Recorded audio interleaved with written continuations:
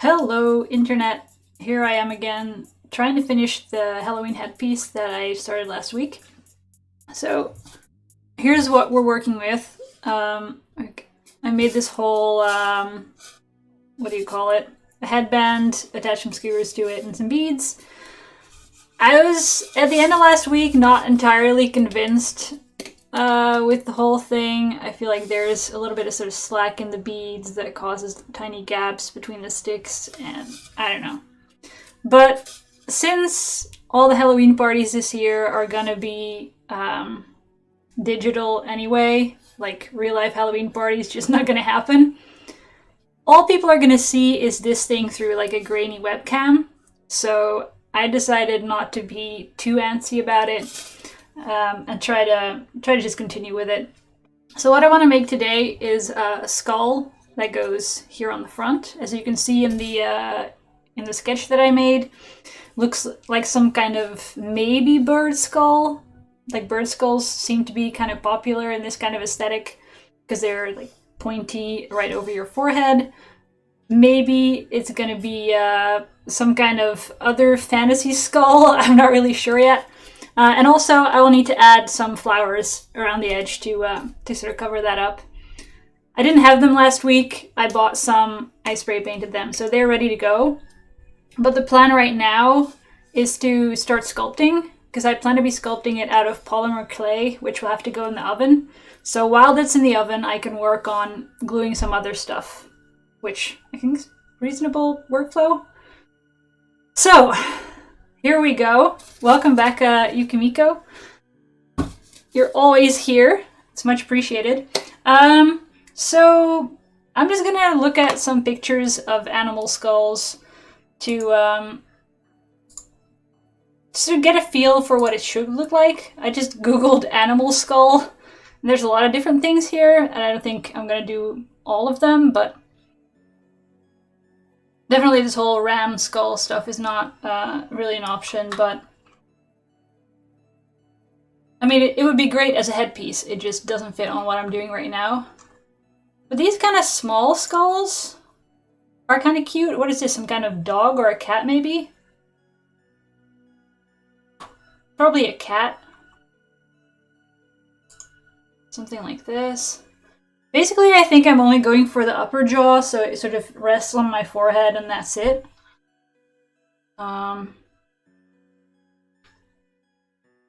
Let's also check out some like bird skull.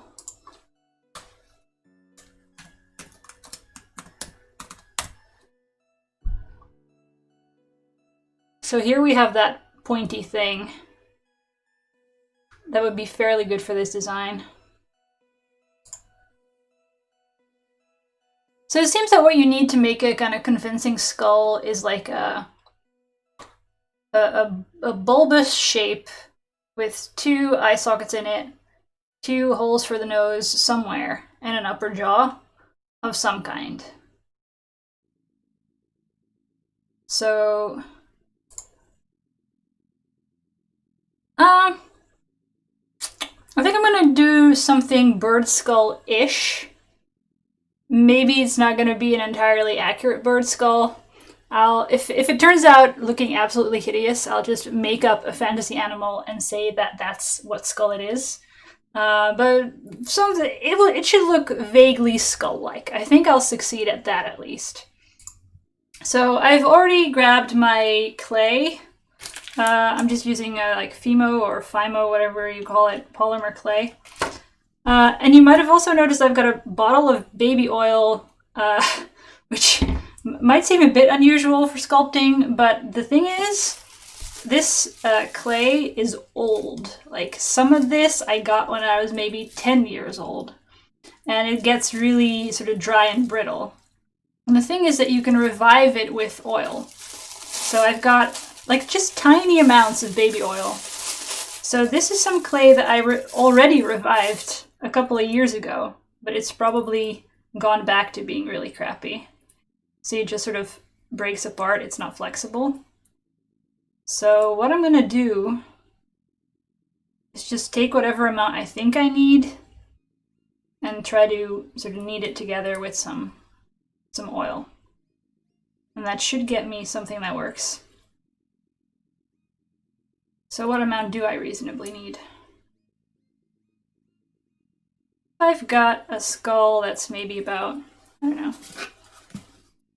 Let's say it's sort of sits here in the middle, about that big, and then extends to about here. I think I might need all of this. I'm gonna fill some of it up with some tin foil, or like aluminium foil, whatever you want to call it, foil. Just so it bakes evenly, and also I don't use up all of the clay. So I'm just gonna crumble it apart, and then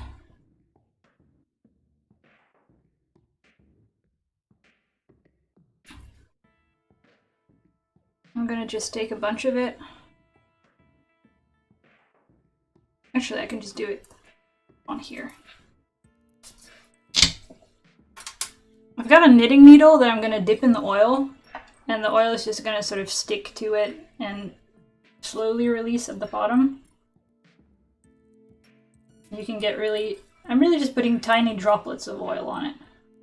Because I'm not trying to make clay soup. I'm just trying to make slightly softer clay.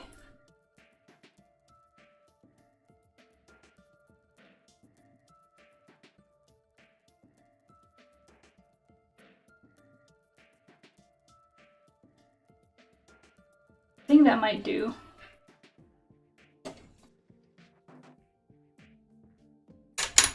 I'm just gonna grab a bunch of this. It's always a bit nerve-wracking with white clay because like every little bit of dust that is on your hands will get into it. I've already washed my hands, but I've touched stuff afterwards, so probably I'm gonna get a little bit of dust in here, which is not a huge problem. I'm probably gonna do a little bit of painting on this skull when it's finished anyway to give it some sort of aged look. So if there's a little bit of dust in there, it doesn't really matter. Also see the part where I said that all the Halloween parties are going to be by webcam anyway. People are not going to be able to see my specks of dust in my skull. But, I don't know, it's just because I will know that they're there. And when I do things that have to be absolutely, absolutely white with clay, I just wash my hands, dry them on a white towel or a white paper towel, and then just like walk through my house like this until I touch the clay. So it's extreme. You can see it's already sort of starting to stick together. Gonna need a little bit more violence before it turns into something usable.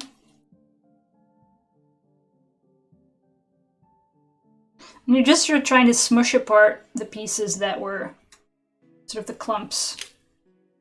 Break them all apart.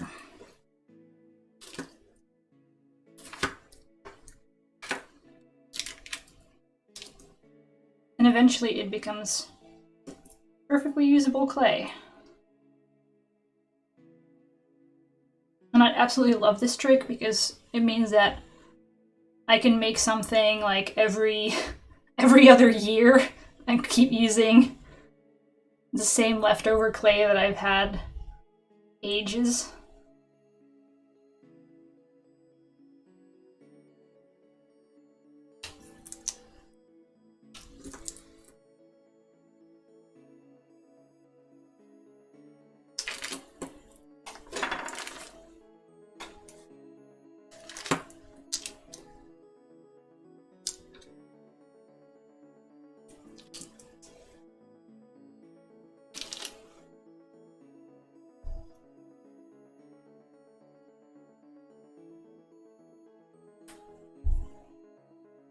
It's not quite there yet.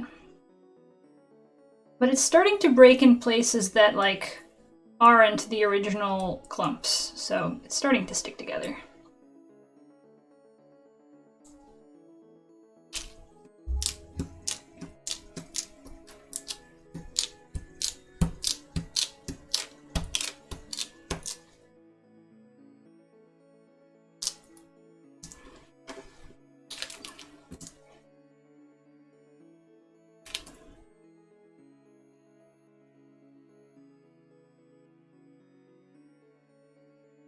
So I think I'm going to need a little bit more oil because it's still quite crumbly.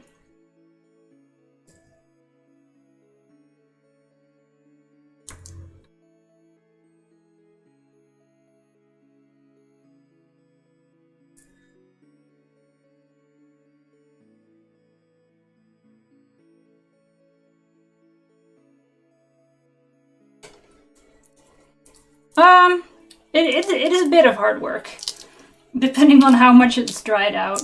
But yeah, it gets easier as it gets softer and maybe also a bit warmer.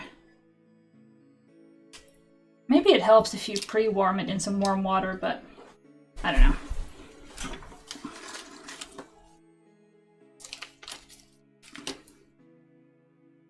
I kind of forget how much work it is as well, because I do this once every, not very often.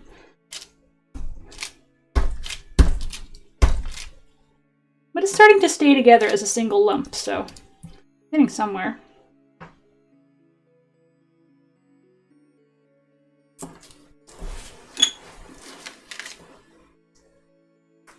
It's also quite a large amount. Like, I usually do this with tiny amounts for like a single cabochon or tiny detail I need on somewhere. Not this big chunk.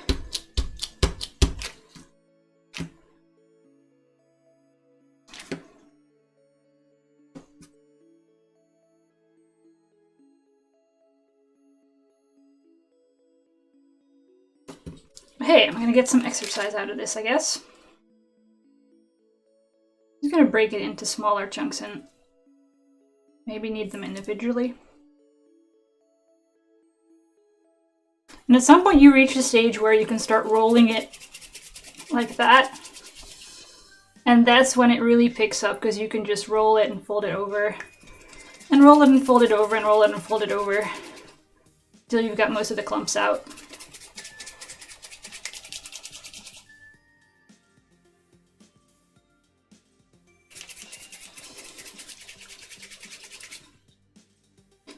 And this really mixes it together quite quickly.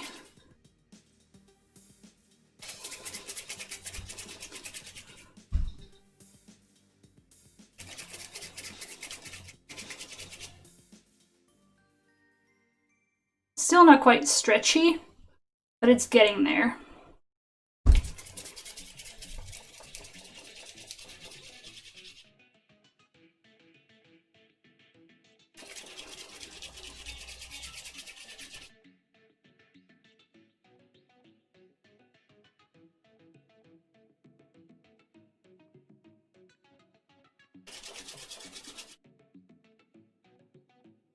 And it will sometimes still have little like lumps of clay in there that are just not getting stretched out. Like they're just behaving like little rocks inside of the ball of clay. So I like to flatten it out to sort of crush those. And then now it looks fairly sculptable. I think it needs a little bit more oil, but it's getting there.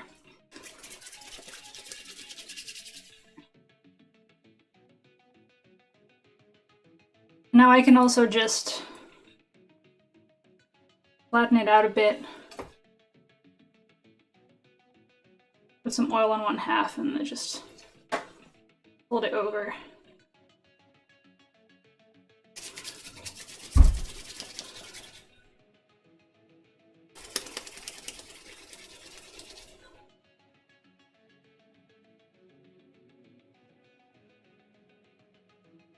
And now you can see I can fold it over without it breaking in half. So that's pretty much good. So let's do the other half.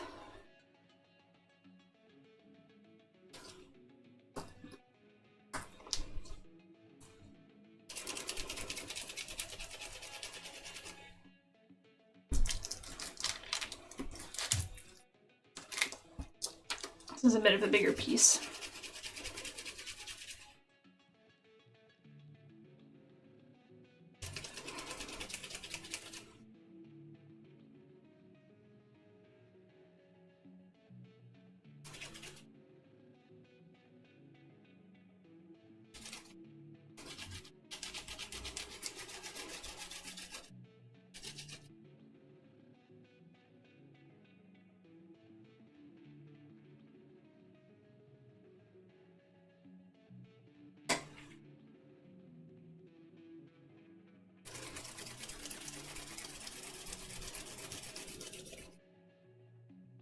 So yeah, I got my workout for today.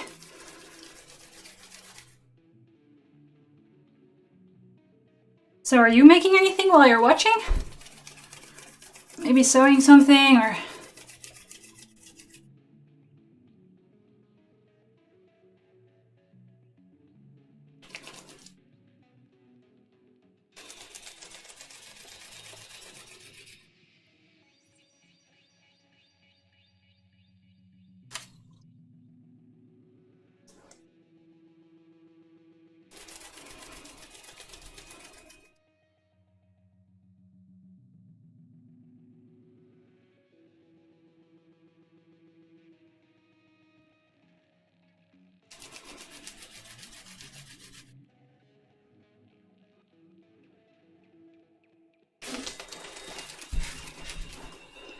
I'm just gonna divide this in half to make it go a bit faster.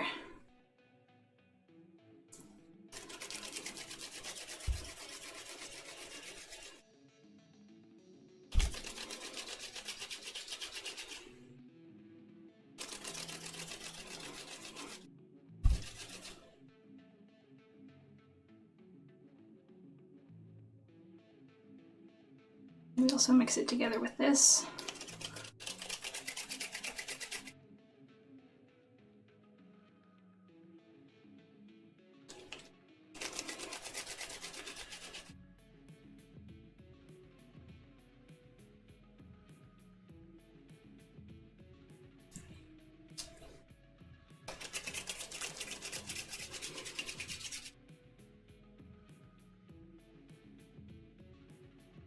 Just relaxing, cleaning your workspace. Oh. Yeah, you could make jewelry from this clay depending on what you need out of it. Like, it depends a bit on which brand of polymer clay you get, but, it can be quite sort of brittle and breakable when it's baked even. Like, with enough force you could just snap it in half or take a chunk off or something. So it's probably not good for pieces that are gonna take a lot of abuse. But for something like a cabochon on a necklace or something like that, I'd use it. You can also buy lots of like earrings on Etsy made out of polymer clay.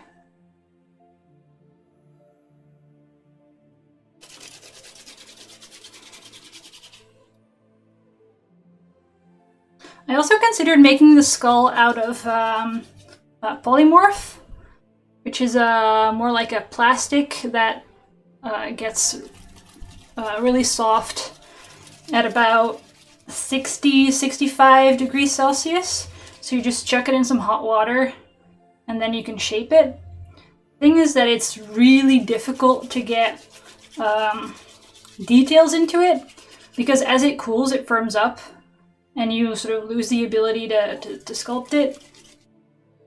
And then to heat it back up again and sculpt it again, you have to maybe dunk it back into hot water or use a hair dryer or a heat gun or something. And that's also going to heat up all the areas you don't want to change. So it can be really difficult to get like a really precise detailed sculpt in it. So I usually just use it for things where either I need to get an exact shape like molded off of something, or it's a very basic shape where the exact shape doesn't matter that much. But for something detailed like this, I don't think, like I would think I would go nuts. But that stuff is really strong. Like you could run that over with a car.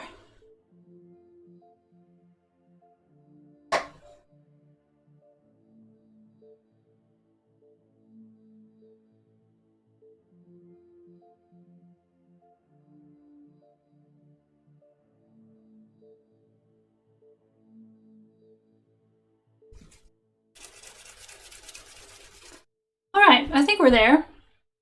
As you can see, I've got quite a thick chunk of clay and it doesn't split or anything when I fold it in half, so maybe it's not quite as pliable as I want it to be. I'm not sure. I'll make it a bit softer to make my life easier.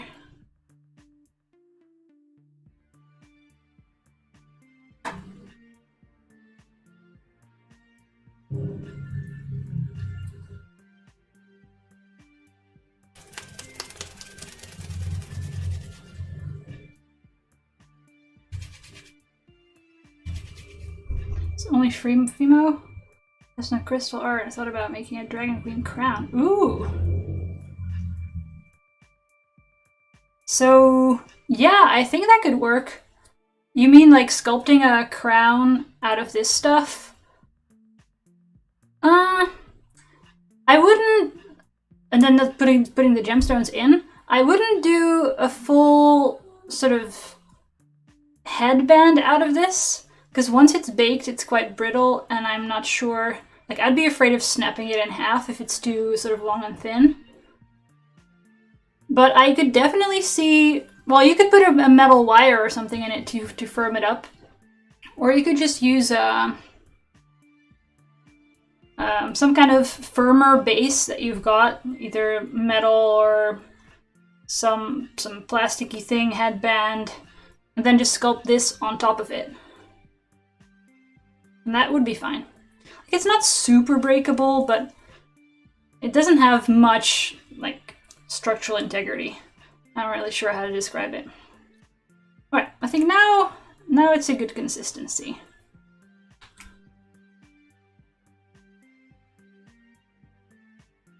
Just a tiny bit more.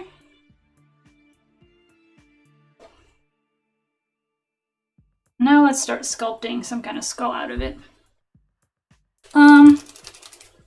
If I've got a shape that's roughly like, let's assume the bird skull. It would be something like that. I actually have enough clay to do the whole thing solid, but I don't think that's going to bake evenly, so I'm still going to put at least a small ball of aluminum foil in the head.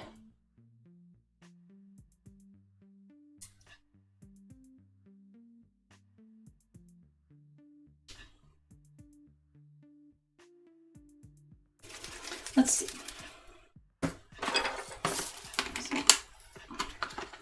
Is this not open? Oh yeah, I just used up my last roll. So we've got an all fresh roll of foil.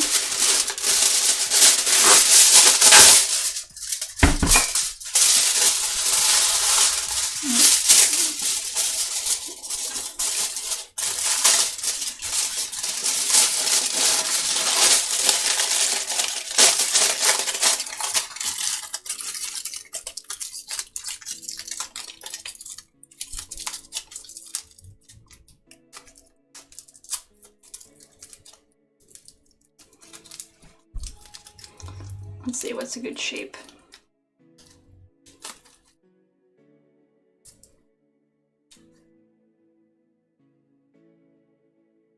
I usually use aluminum foil as a stabilizer in headpieces. Yeah, it makes sense, right? So what kind of headpieces do you make?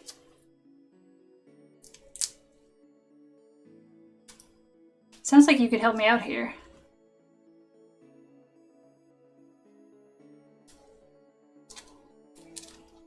This is about vaguely skull-shaped.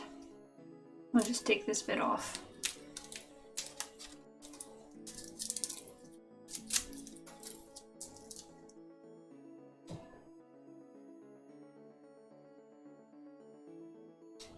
There. I think that looks nice enough.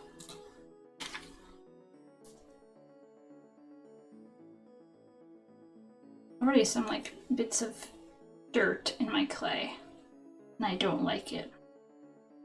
Oh well. So maybe in this case I'm gonna need maybe 2/3 of the clay I've got.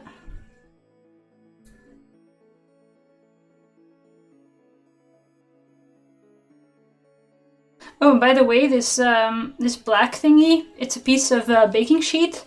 It's kind of like the paper ones you get, but it's reusable. And I had some left over from a piece that I bought for like actually baking things. And it's great for this because you can like wash it and get all the clay gunk off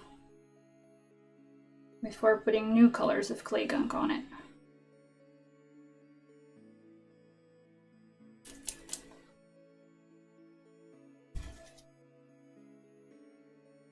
Let's see if I can get this over my piece of aluminum foil. You make horns and antler crowns? Ooh! Oh yeah. I was thinking about doing horns for this one, honestly. And it's really... Those look really good. So do you make the horns out of clay, or do you... Oh, you maybe, I guess you use the foil as stabilizer in the horns? I think I've seen someone do that on YouTube once. Makes sense.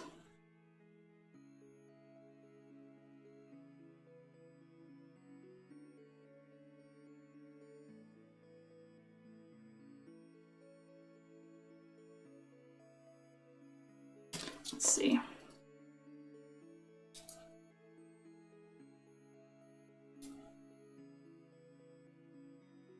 It's a bit too long.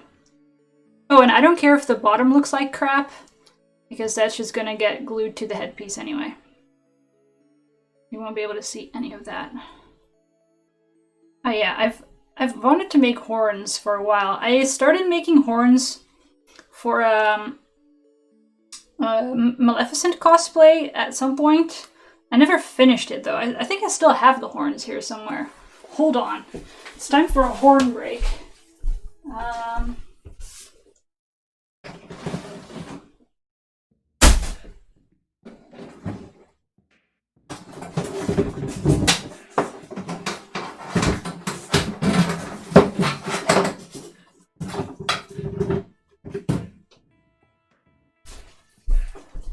So here's some horns that I made, I don't know, a couple of years ago. They're kind of crappy, which is partially why I stopped making them. But I sculpted these, well, sculpted. Yeah, I guess sculpting is a good word. This is some insulation foam that I basically just carved them out of. It was a lot of effort, but it turned out really sort of nice and sturdy. And then I wrapped it with some string and then wrapped vinyl tape around that to get that texture. So this is just some like packing string, and then the tape went over it. Except in some spots I didn't overlap the tape enough, so you're getting these gaps. And the points looked kind of weird, so I have to redo quite a bit of what happened here if I ever want to use them. But overall, honestly, the shape's not too bad. Wait, I think that's backwards.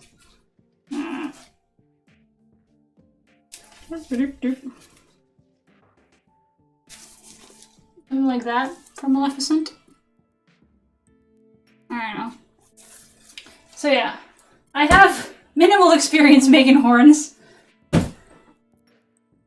I think the ones on headpieces with antlers and stuff are nicer.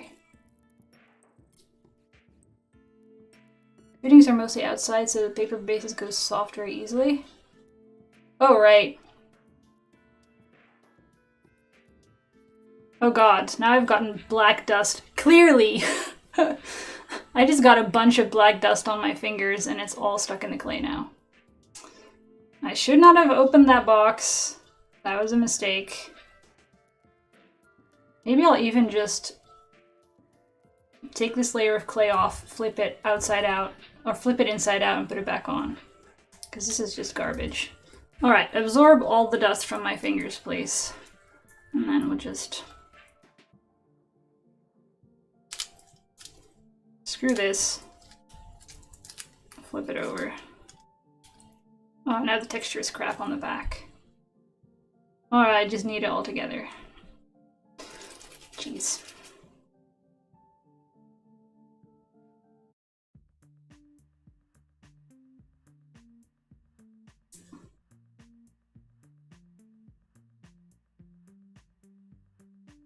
This way at least all the black dust will be evenly distributed throughout the clay to make it less obvious. Jesus.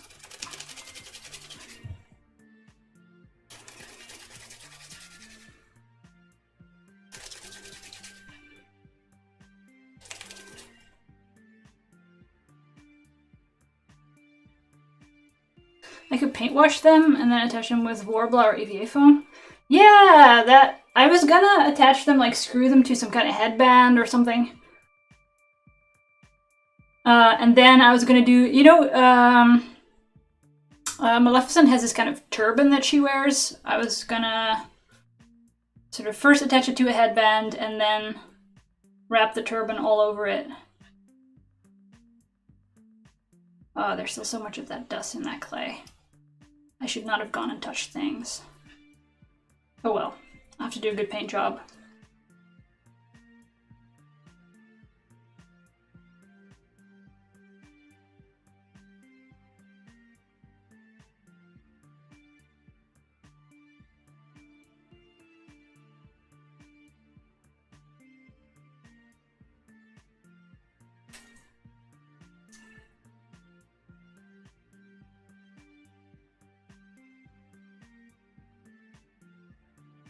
But yeah, I never ended up finishing that cosplay, so...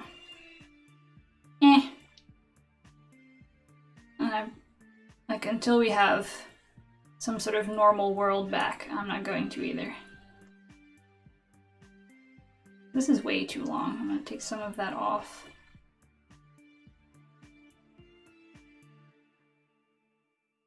And maybe put it back on top of the skull, because I'm gonna need some...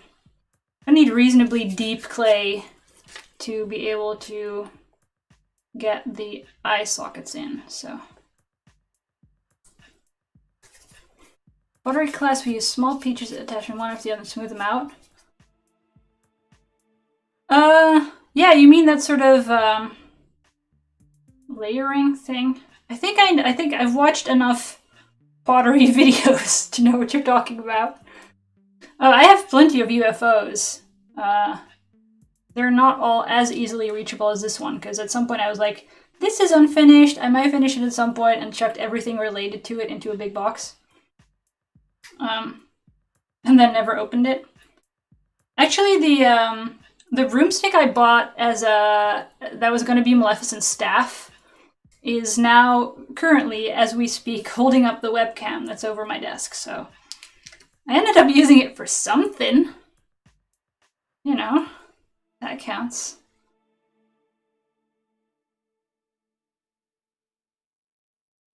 Oh yeah, that looks a bit more like a bit more bulgy bird skull. That's reasonable.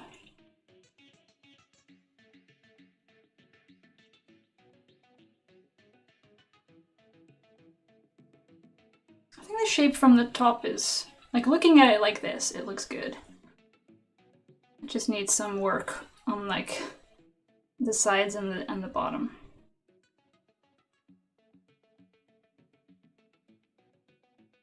Try to close it over as much as I can. And then maybe stick a stick in it so I can just hold it up and not have to ruin my previous work with my hands when I hold it.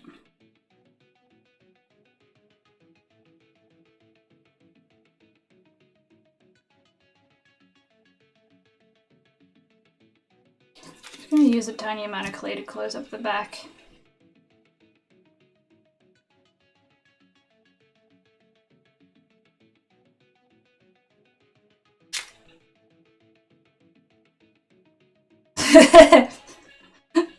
Sure. Does a broomstick count as a weapon? How are you supposed to have any sort of stick-like thing?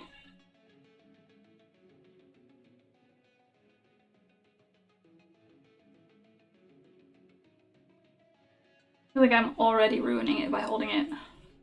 Let's get a stick up in here. I got these tools were advertised as like woodworking tools, but they are nowhere near sharp enough to do any of that. So I just kept them as pokey sticks. They were ridiculously cheap anyway, so I'm not disappointed that they didn't work. I think I can maybe just sort of jam that in there. Not good enough.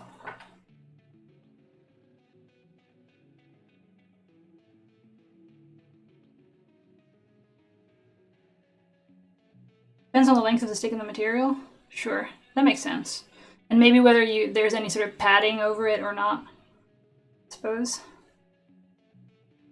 I think I'm gonna get one of like last week's bamboo skewers and just stick it into the base of his skull. I'll be right back.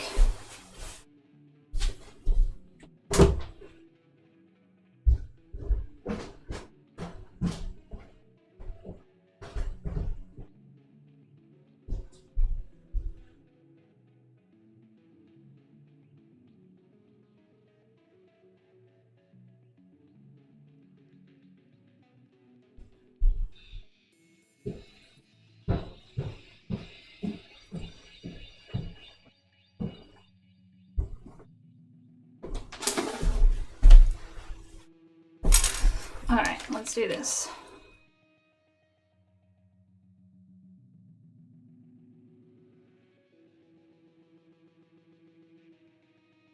I think I'm going to stick 2 in there to keep it as stable as I can.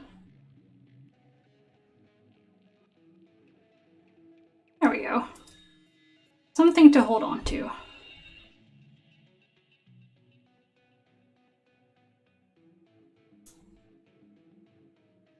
I think there's some sort of air pocket here. It's really strange. Yeah, 3 sticks actually would make even more sense than 2 sticks. Oh yeah, there's definitely some air pocket here.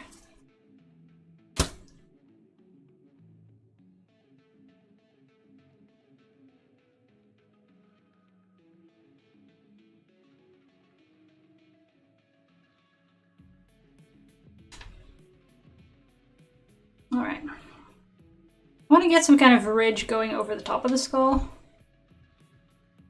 Feels like that would be a thing that an animal would have.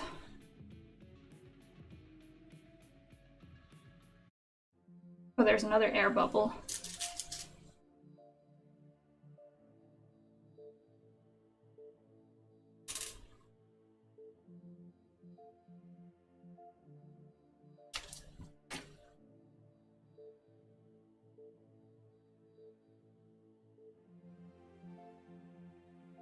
I don't think the air pocket would burst while baking, but maybe it dries and sort of... I feel like it was just a really thin bit of clay that would either flake or, I don't know, shrink or expand differently in the oven than the rest. And something would go wrong with it. It just didn't seem good.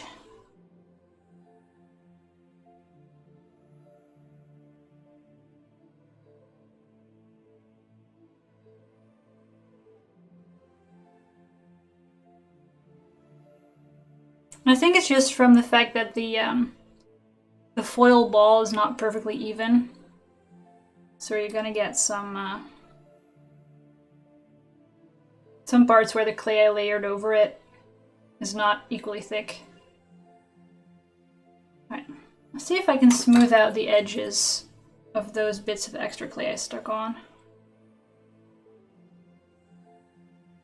I think there's a product, some like Fimo sticky glue, whatever thing, that sort of goes in these gaps and smooths them out, but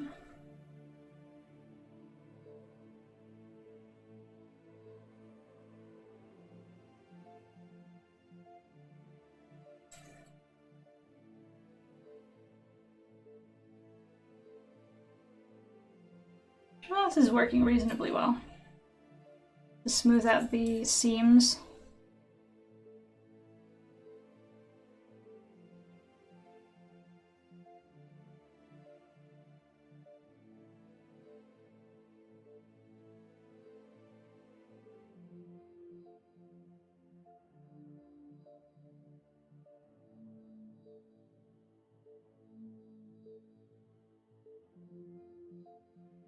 I'm happy that I bought these pokey sticks a while back.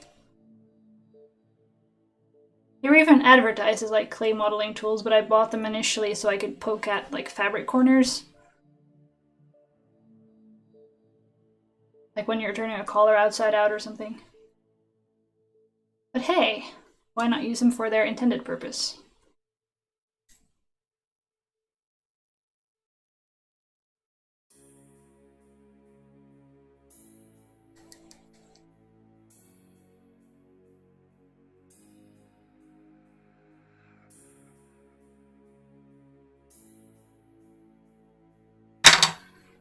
All right, it's fairly smooth.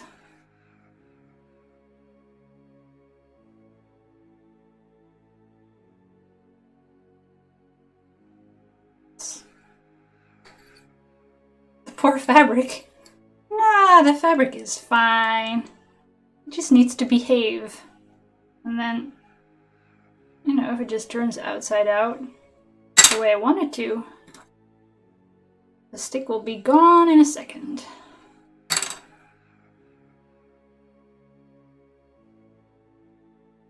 Alright, I'm gonna try to make some eye sockets in this.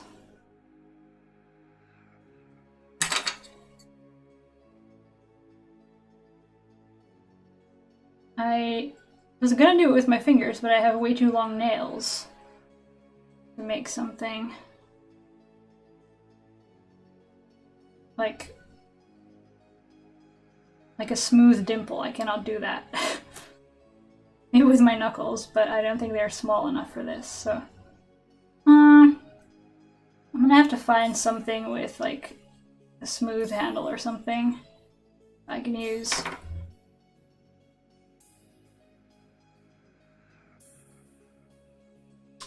Let's see what I've got. Where should I put this? Here's a dirty mug. Oh, there's still some tea left. There we go. Let's see if I have something. Ah, got these pliers that have sort of rounded tips. Let's see which ones are the best. These are really pointy. Something like that, maybe.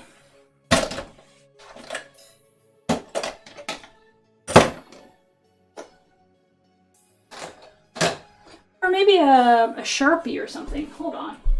I got one of those.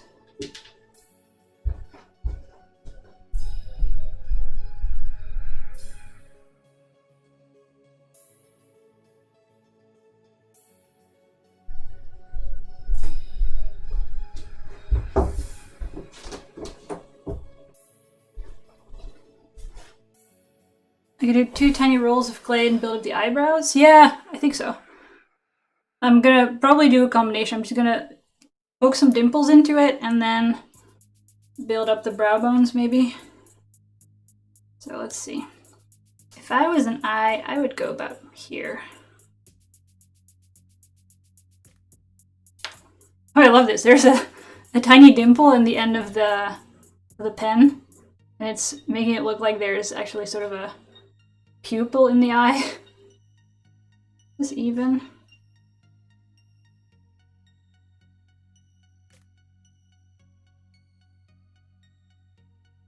I feel like these holes are not big enough.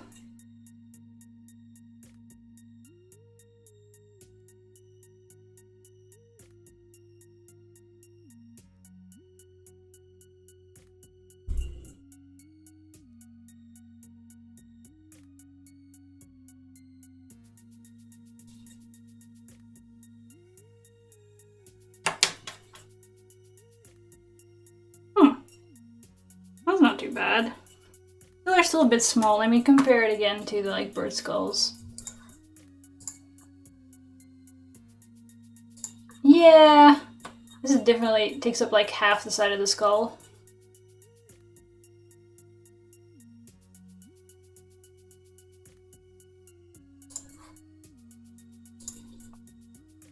Okay. Oh, this. Whoa, my stick is falling out. No, no, no, no, no. You are.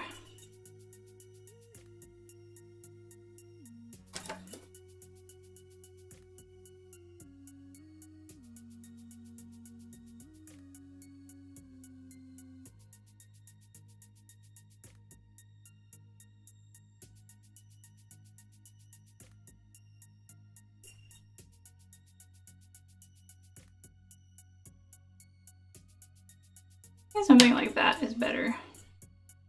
It's not perfectly even, but we'll get there. And it doesn't have to be. It'll just have been a lopsided bird.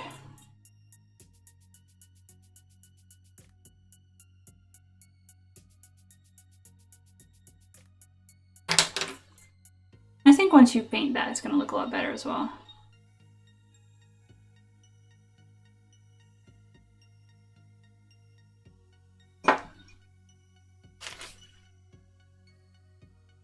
So yeah, now let's add a little bit of brow bone.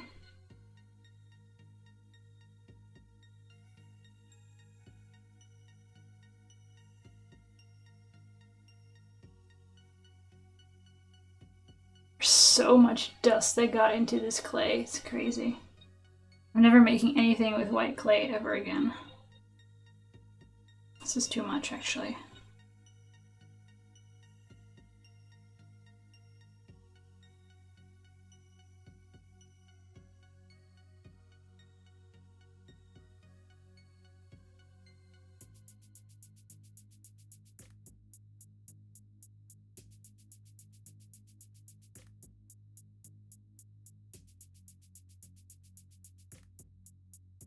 Do I have other season or holiday related projects? Maybe. I tend to just make what I feel like making.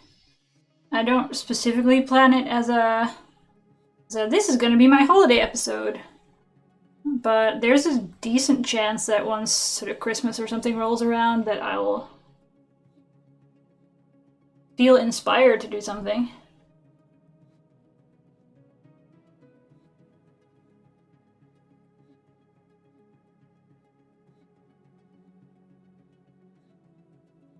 Alright, let's see if I can smooth that out.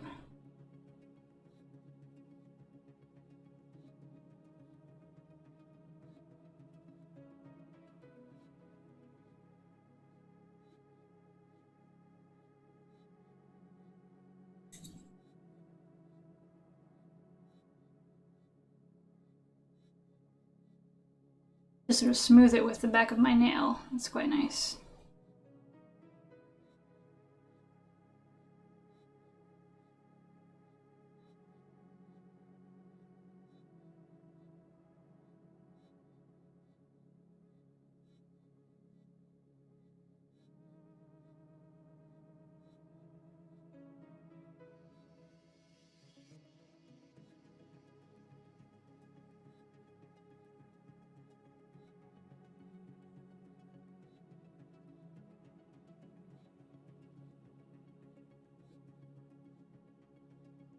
Maybe this ridges thing was a mistake.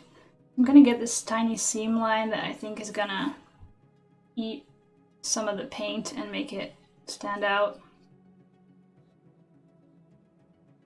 I think maybe I should have just sort of sculpted it out of the clay that was already there. Because when I paint this with some kind of wash, it's gonna get into that seam line, isn't it?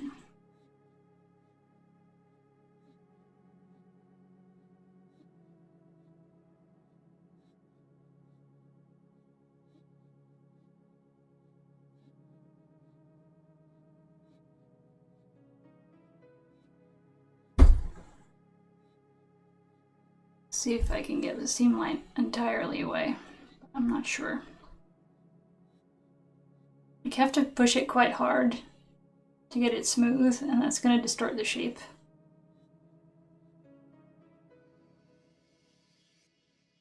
I'm going to maybe just peel this off and do it differently over there.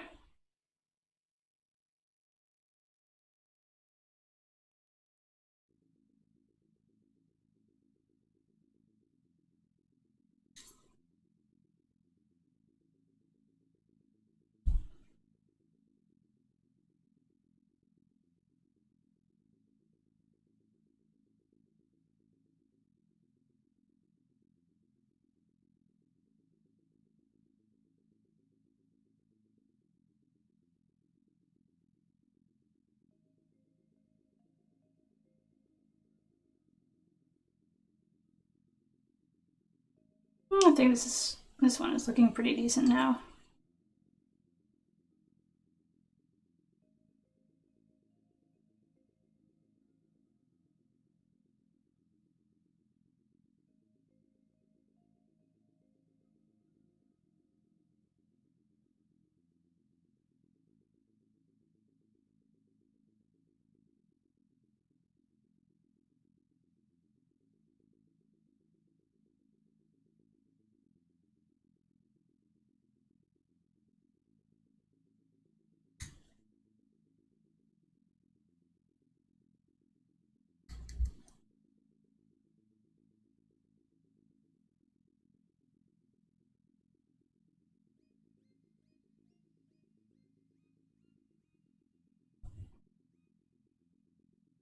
This is a pretty reasonable eye socket.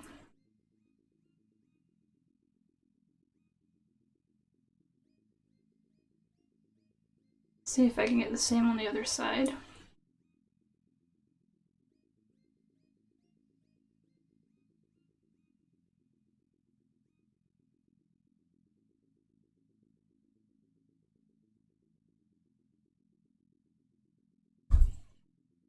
Oh god, even just resting my finger on it to support the other side, this is collapsed on itself. I need to be really careful with this thing.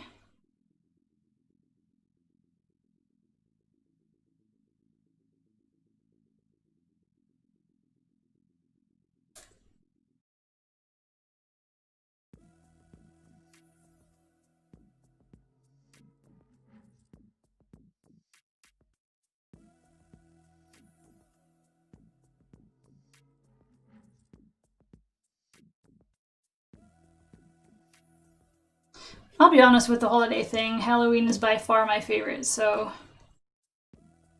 can't really guarantee if there's gonna be Easter and Christmas things. So I just don't care enough.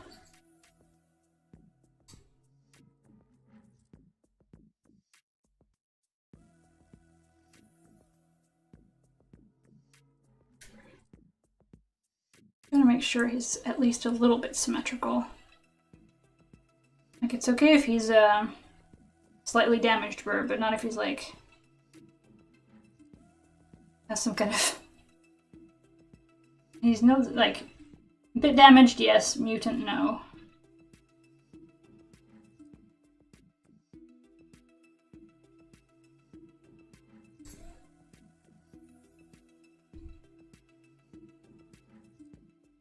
Yeah, I think that's about it for the eye sockets. See if I can make some nose holes in there. Not really sure if they have a better name than nose holes. Probably there's a medical name for them.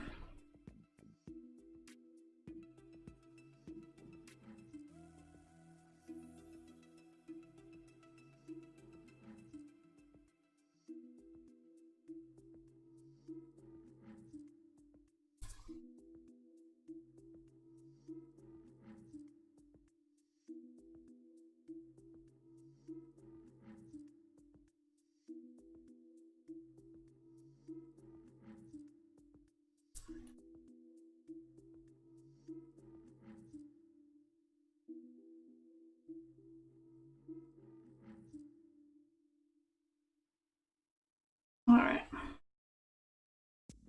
So if I was a nose hole, maybe pop it in the fridge for a bit when it's hard as not when we squish. Okay. I've been kind of concerned about it cooling down too much because it'll make the surface really hard to like smooth out. So it's a bit of a double-edged thing where I want the surface to be warm so it blends easily. But at the same time, I want it to stop blending after I'm done blending it. So I guess I don't know what I want. Let's have another look at the skulls. So the nose is fairly high up the beak. Let's do that. With, what have I got?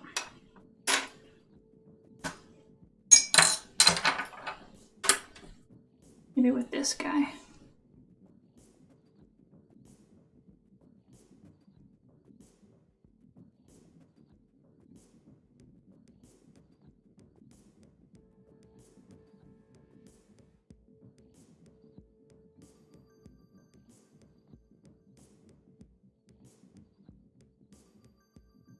I'm gonna have to round out the edge of that, but I think the position is good.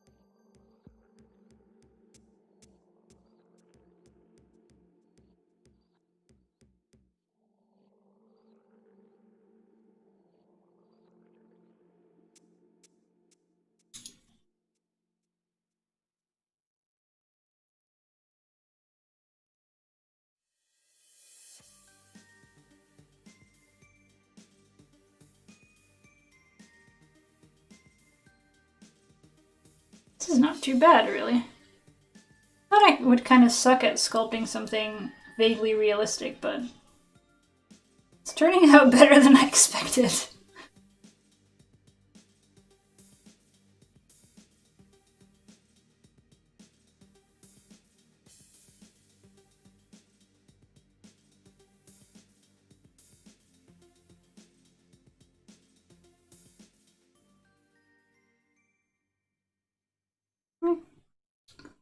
I think that actually looks pretty decent,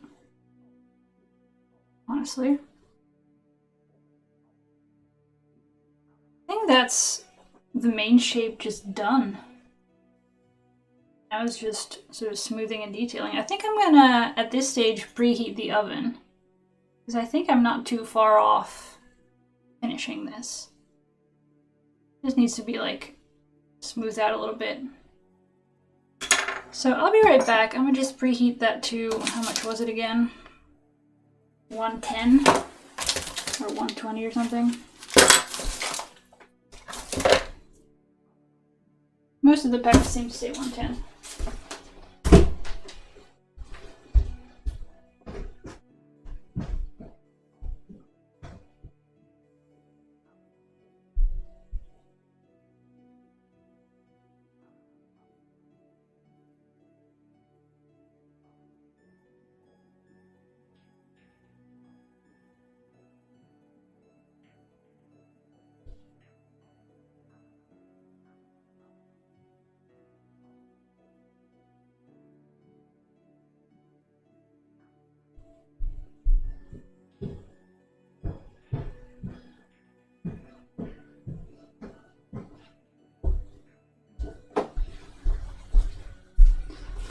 Okie dokie. So the oven is preheating. Now I just want to make sure that I get a nice sharp beak on this guy. Or girl. I haven't asked. And sort of make everything a little bit nice.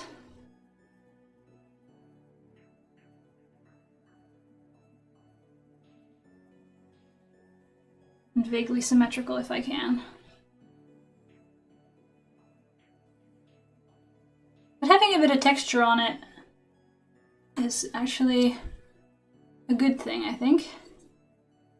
Because that's what an actual skull would have.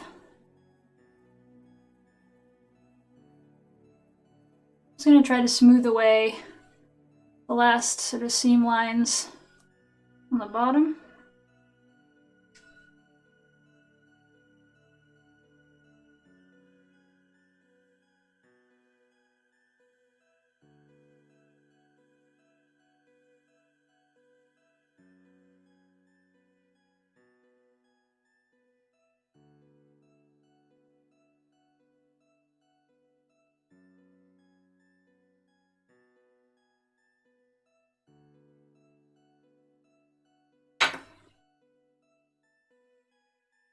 I think I'm... Actually, this sort of dimple in his forehead, it looks kind of good. I'm going to keep that.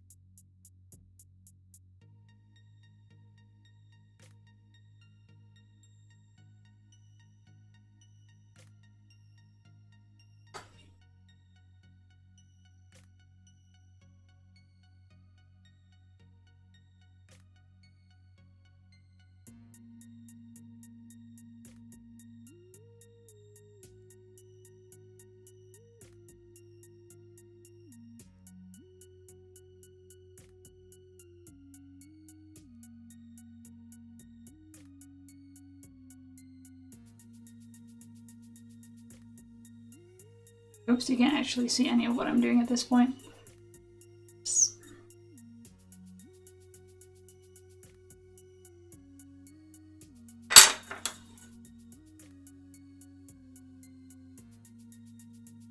Just gonna try to get everything as smooth as possible so that if I do decide to use a wash to get the aged effect, it's not going to get into weird creases that are not supposed to be there. Though I guess if that does happen, I'll just say that the skull was cracked, and then it'll still be accurate or something. Always excuses to get away with stuff like that.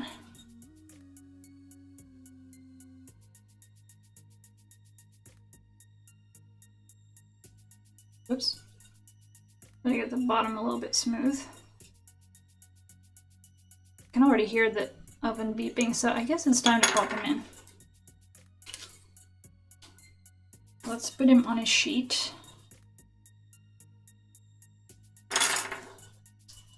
I'm gonna try to sort of flatten him out on the bottom a little bit, so I will also know exactly where to glue him.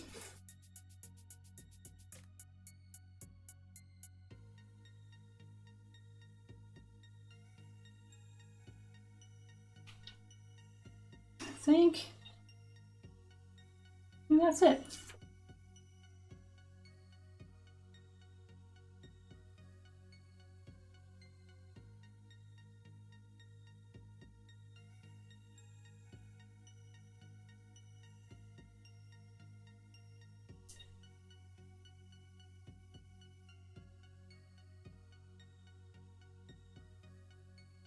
Okay, how long should I put that in? 30 minutes. 30 minutes. Alright, he's going into the oven, and then I'm gonna, in the meantime, I'm gonna do the flowers on the headband. Oops, there's just a little speck of clay that's not supposed to be there. Get that out of the way. Alright, in he goes.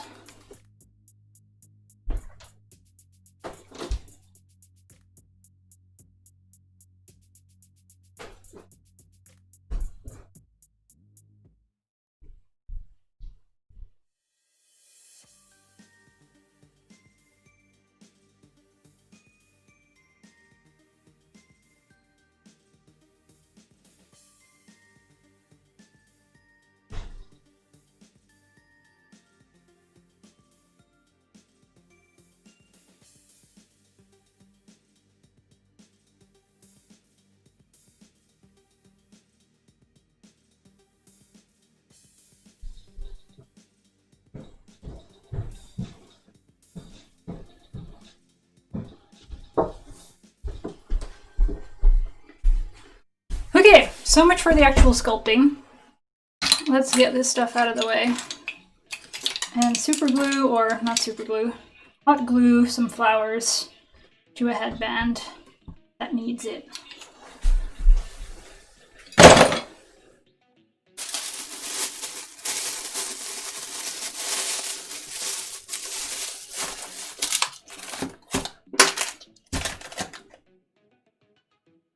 Let's make sure I close my bottle of baby oil before I spill it all over everything.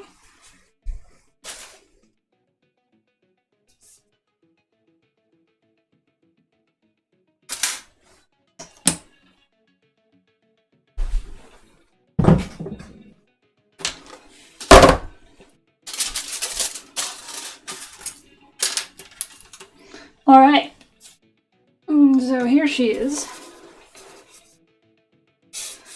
Do I think children in first grade could do it? Yeah, I don't see why not. I mean, first grade of what are we talking about exactly? Like, what age? Because I would definitely, like, sculpting and doing the sticks and whatever, I think is super easy for kids. I'm not sure I would let them handle a hot glue gun if they can't be trusted to, like, not burn themselves with it. And maybe the super glue if they can't be trusted to not stick their eyelids together or something.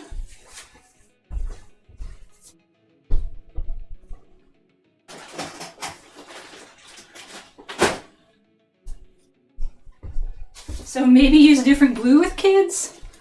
Or have an adult do the hot gluing of the sticks and then the kids can, like, craft everything else.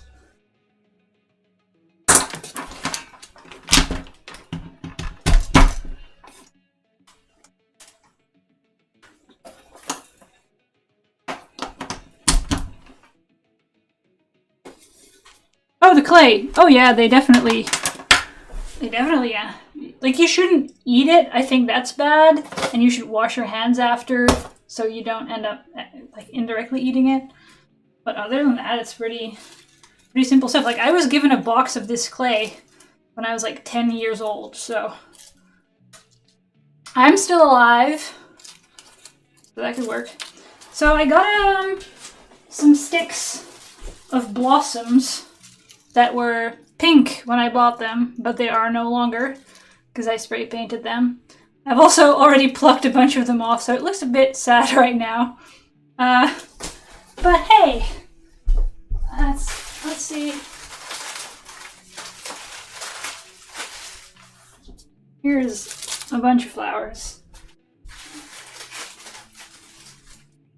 And some of the pink is still showing through, and I don't really mind that because it just looks, I don't know, a bit more natural, I guess.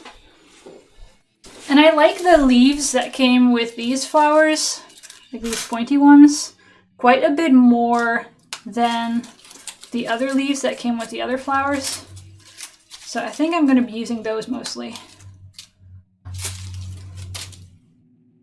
think I missed a spot here though. This looks a bit weird. Probably here as well. I'm going to give some of these a quick extra spray.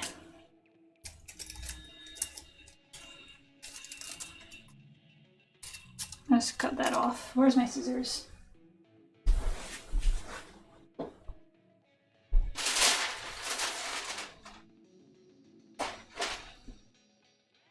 Or any kind of knife thing.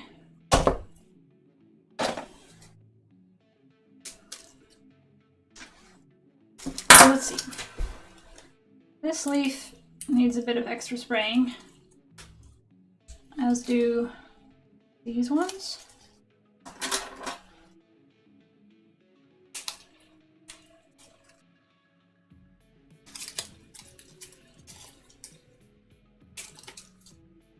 And the rest is good, I think.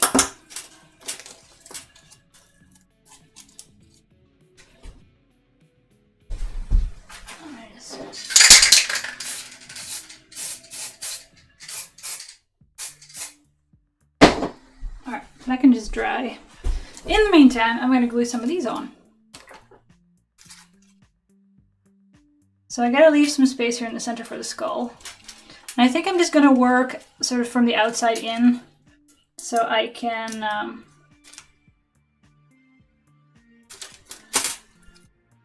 put the skull in when it's done, and then stick some leaves or some flowers sort of behind it to make it look nice.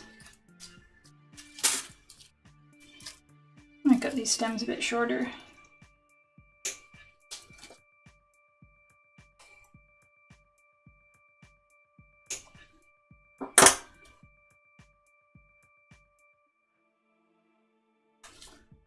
I think there's sort of 3 tiers of flowers.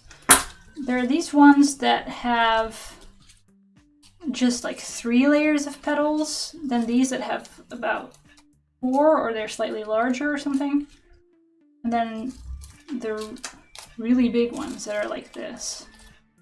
I'm gonna try to balance that out a little bit.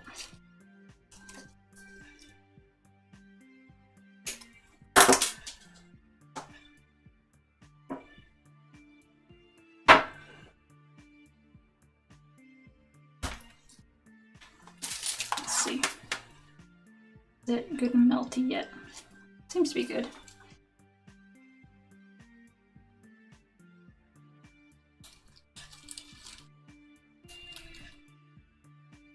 No, stop dripping. No, no, no, no, no. That's too much.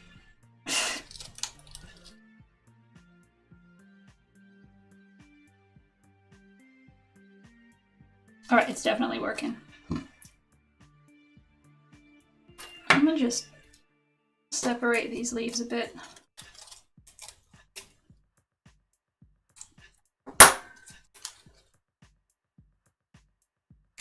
Because I think just putting a single one somewhere would actually look the best.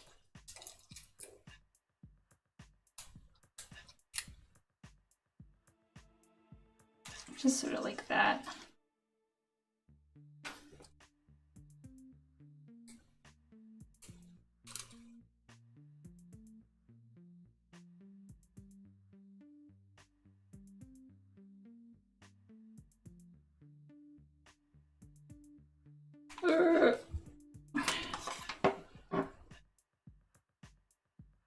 point. Stop making threads everywhere.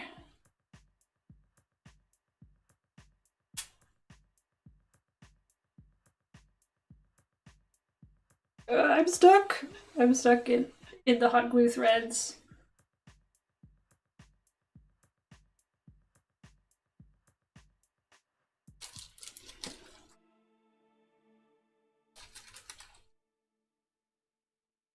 But I have attached a leaf.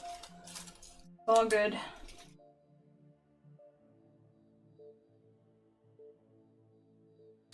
Let's do something over there.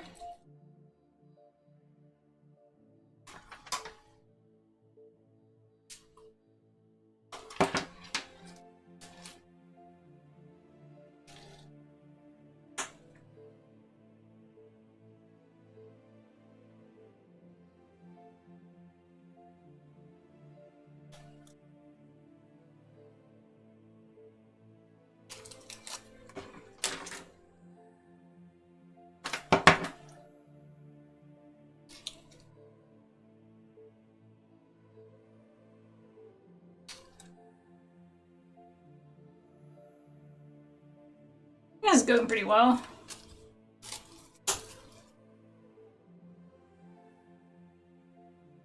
Of course I'm saying this and then I'm going to put it on my head and it's going to look ridiculous, but see about that when we get to it.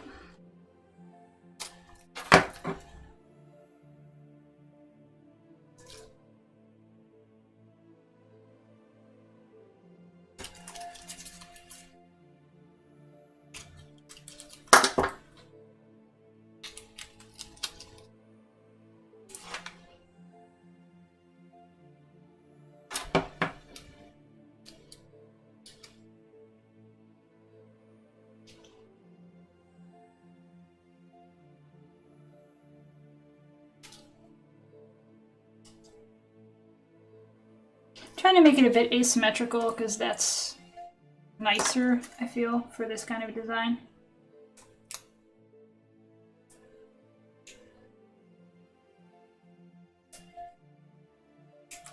So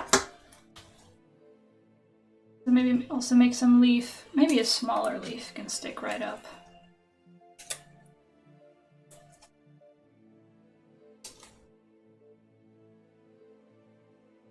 Am I gluing gemstones or beads in the center of the flowers? Maybe. I started doing that on the what was it? Those I can't find berries. The berries that I had last week, I started putting gemstones in the center of those and it looked quite nice. So I think I might. I feel that this crown is a bit low on glitter, like in general, for what I was trying to do with this design. I think it needs more sparkle and more, like definitely more of these like purple rhinestones need to go on it. So I think the flowers would be a good spot for that. Maybe not every single one of them, but it is a bit annoying that there's these little, I guess, it's natural for those to be in flowers. What are they called? I don't know. I don't know what they're called in English. You know, the things that have the dust that's in the flowers. So it's kind of hard to glue rhinestones right in the center unless I rip that out somehow. Let's see if I can rip that out somehow. Ah, I can rip apart the whole flower. Now it's not quite a flower anymore, but I don't see why we can't glue that back together with a rhinestone in the middle. Let's try that. Where's my bag of rhinestones? Where did I put everything last week?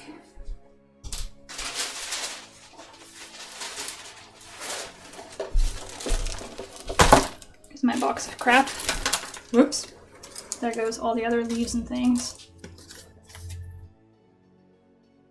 Let's just take one of these. And some of that. Put a bit of glue. That's a bit much glue. A little bit of glue in the center. Rhinestone in it. Ouch, it's hot. Who would have expected? I think maybe it would do better with super glue because it wouldn't be so all over the place.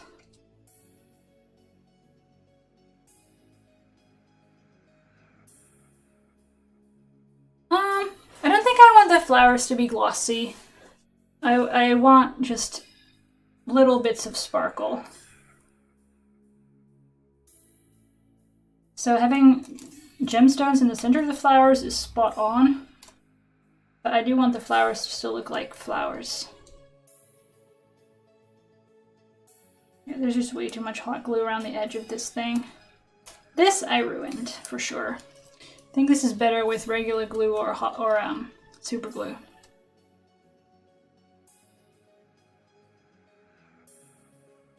So if I'm going to pull out the centers of these things, it doesn't quite work the way I want it to. Maybe I can get some light dusting of glitter on it or something. Maybe I could, if I have some glitter nail polish somewhere, I could put it on these little sprout thingies. That would also work. Let's see. Just glue on the flowers first.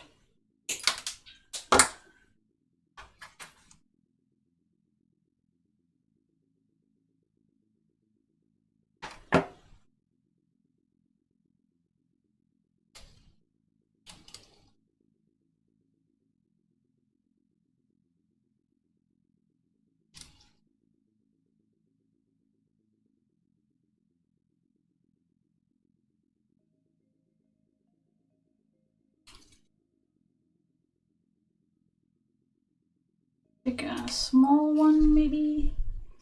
Or all the small ones?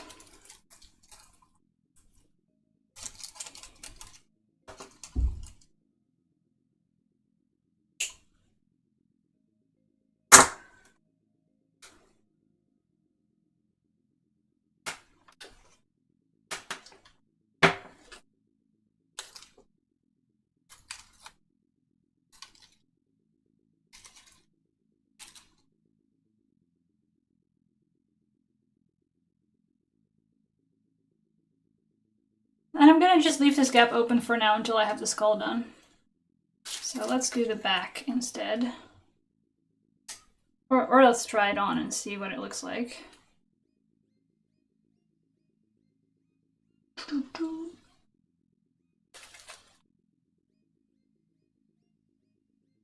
Trying not to get the glue stuck in my hair or something. Let's flip over the webcam and have a good look. So, here we go. I'm gonna need a bit more light in here, I think, to properly see, but it looks like it's doing what I want it to do, which is just cover up the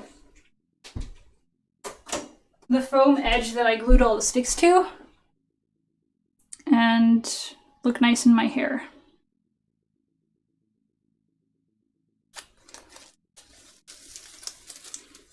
A bit further towards the front maybe would be nice.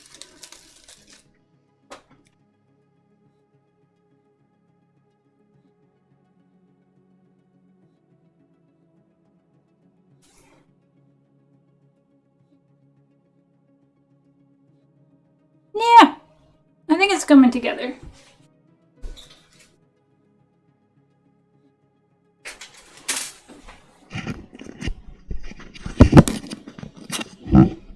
Oops. Easy now, camera. You can do it. There we go. So let's just do the back. I think the skull doesn't have much longer to go in the oven.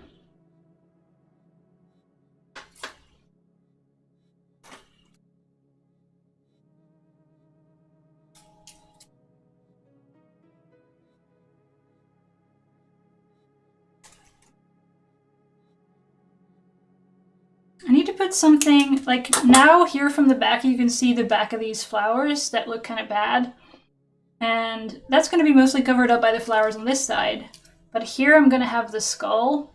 So there's going to be a little bit of a gap in what I can cover up here. So I need to make sure that what I glue here looks nice-ish, even from the back.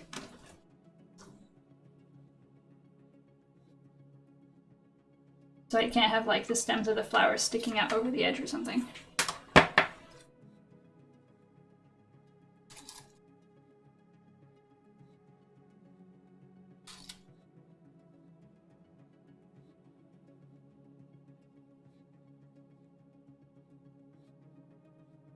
Yeah, right? It looks so much more consistent now. This is turning out better than I thought. Because when I was looking at it before, it was just a bunch of skinny sticks on a crown. And now with the flowers on it, it has a bit more weight, like visual weight. And it just looks way more balanced than it did before. So, could be worse. For something that I was almost willing to either give up or completely remake last week.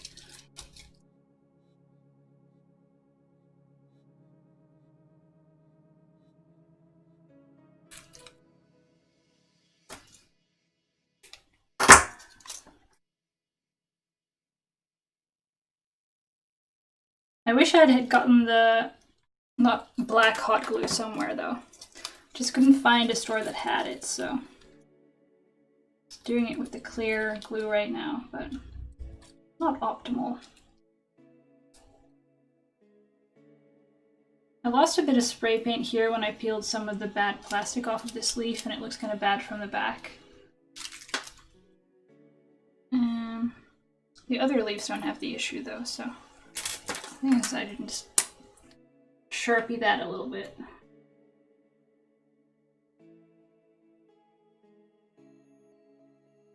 There, no one will ever see that.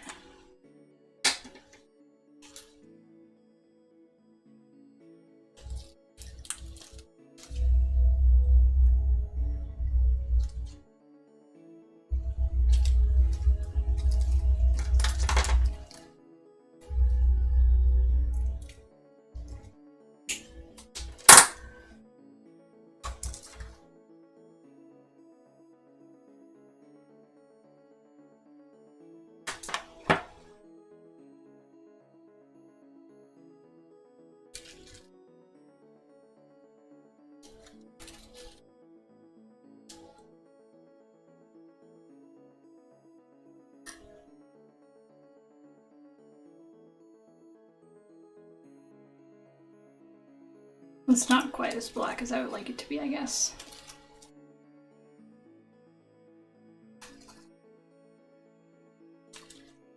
I have more small flowers. Where are all the small flowers at?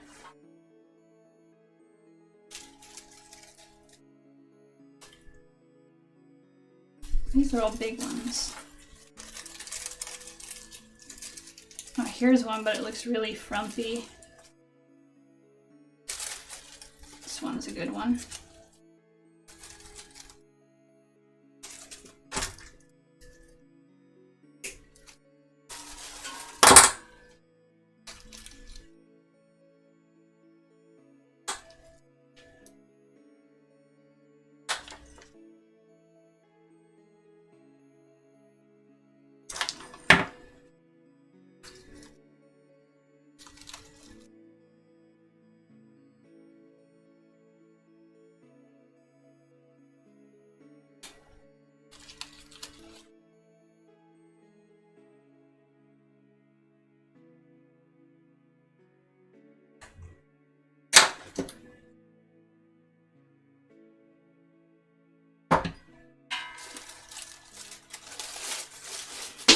Okay.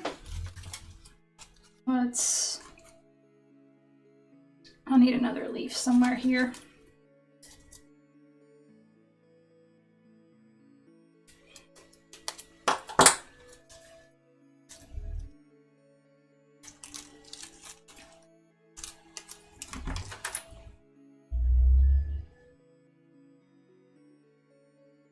It feels like the hot glue gun is not always sort of gripping the glue stick that's in it and not moving it forward.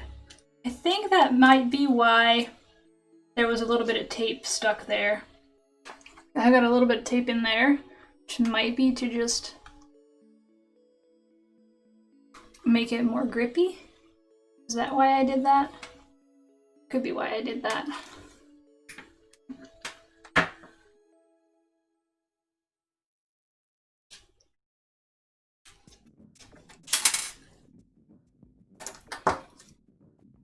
All right, another flower that looks good from the back. This one.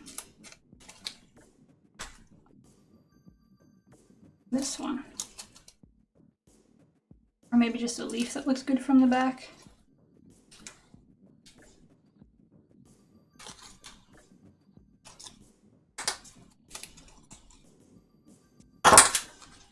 Something like this. Maybe that's a bit much showing through from the front. Yeah, no, I don't like that. That's not going there. I'll just do flowers. Screw it.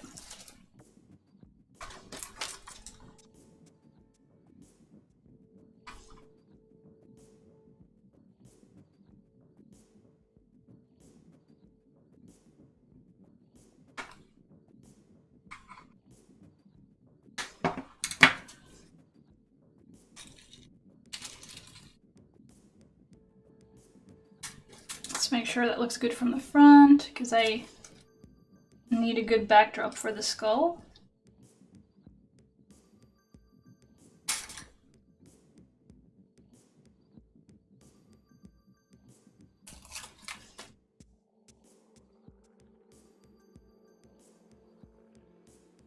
And now I think I can put another leaf in. Maybe something like that. Sort of sticking out towards the somewhere? I don't know. Sort of like that. Yeah, really nice and flat so it doesn't obscure the spiderweb too much.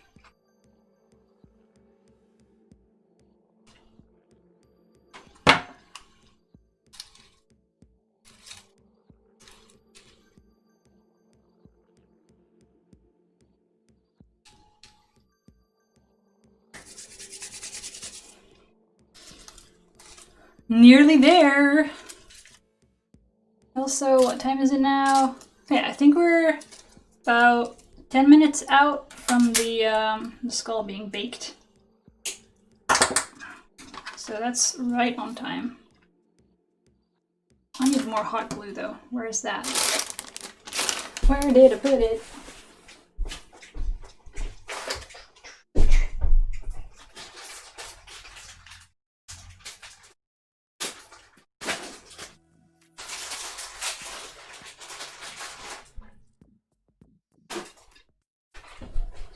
Something I could also try, instead of trying to put glitter or sparkles inside of the flowers, is try to use that sparkly hot glue to make some dots in the middle, but honestly I think it would look a bit, I don't know, the way that hot glue tends to look a little bit like stringy might not be terribly suitable.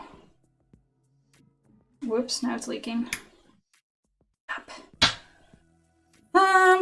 So I was trying to glue on what exactly? This maybe?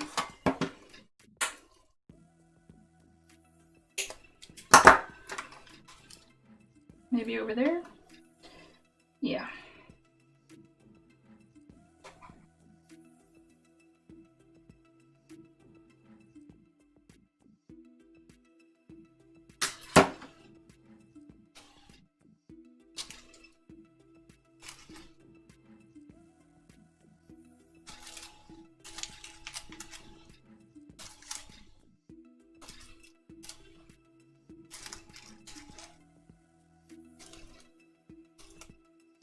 Alright, I think I need one more flower for the back, and that should be it. Pick a big one.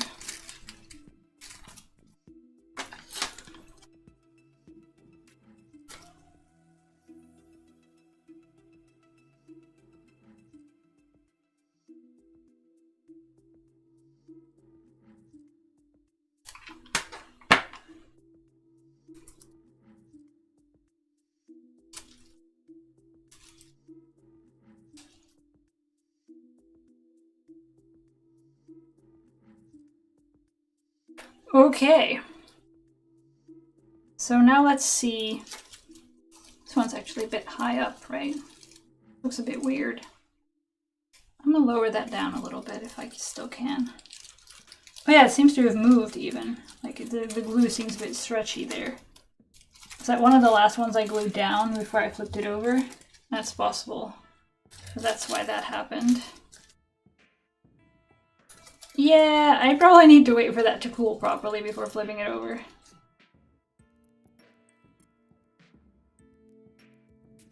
Okay, I'll wait. And I'll peel this one off and put it back.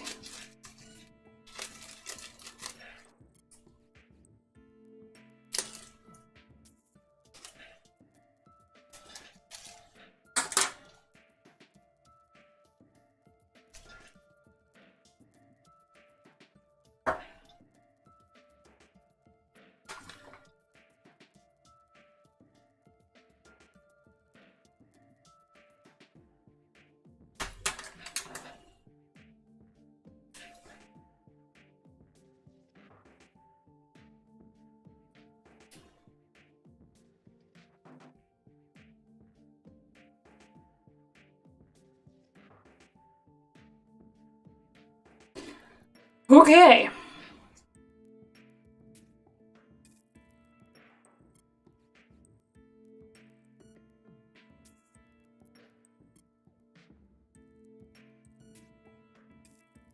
Just peeling off all the little threads of hot glue fluff. And maybe coloring in some of the spots that are not quite as black as they should be.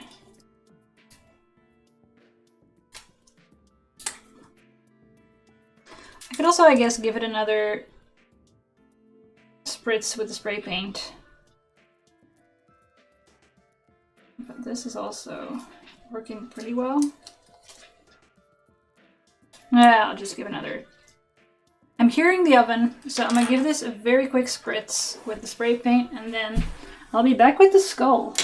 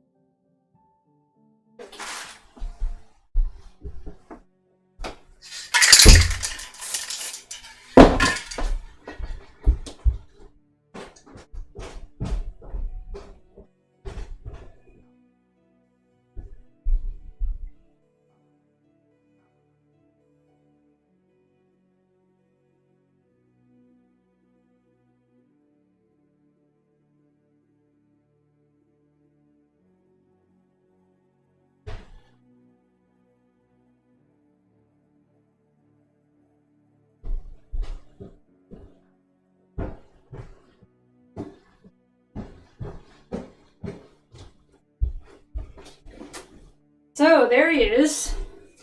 There he is, the baby skull. He's still very warm, and I'm gonna let him cool down for a little bit before I start thinking about painting him. I just peel some of this hot glue off the table while I'm at it.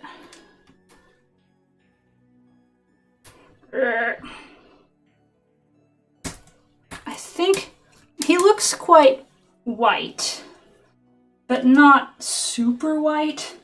So it wouldn't be extremely out of place to just use him like this, but I think he would look better with just a little coat of like off-white paint or something. So let's see what I've got to do that. Got some, oops, that was brushes.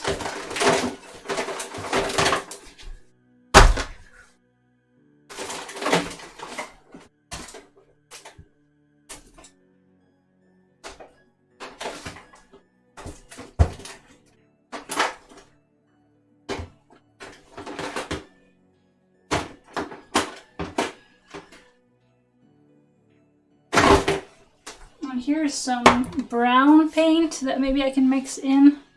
Where's my, I have a little glass jar for like rinsing my brushes.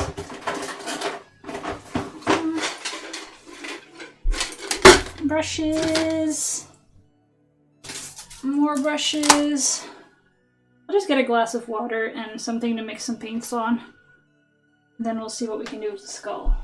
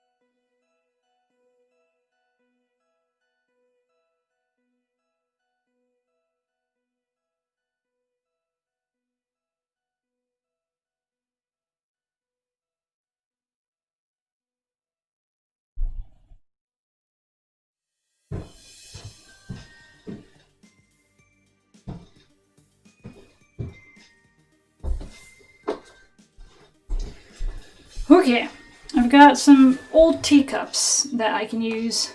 This one's already got a bit of brown gunk in the bottom from when I put some brown painted polymorph inside and it sort of stuck to the bottom. So definitely not worried about ruining that one. It seems like a decent brush.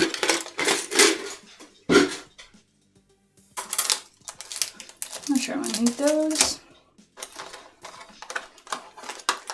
So I think I'm gonna make some slightly runny white paint and then put the tiniest amount of brown in it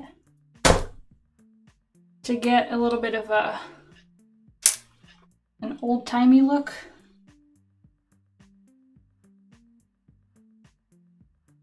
This is already too much paint, probably.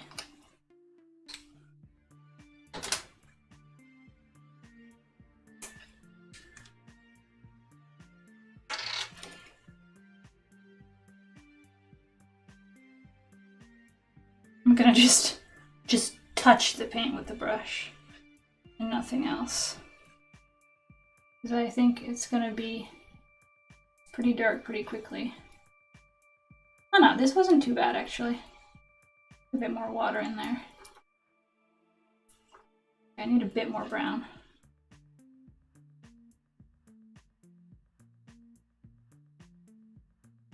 This brush is a mess. Hold on.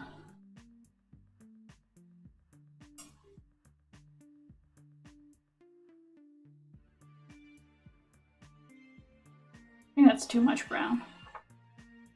Smear it on the side.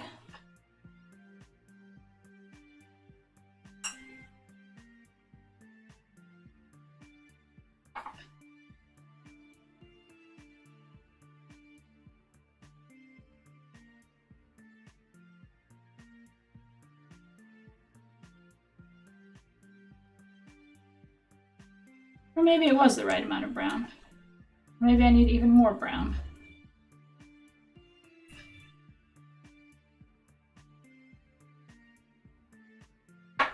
I do need more brown. I need more brown than I expected.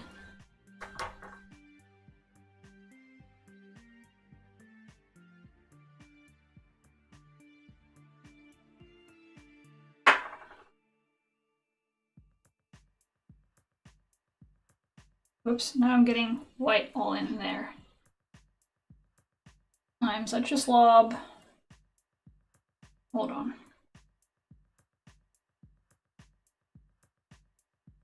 I think I skimmed most of that off.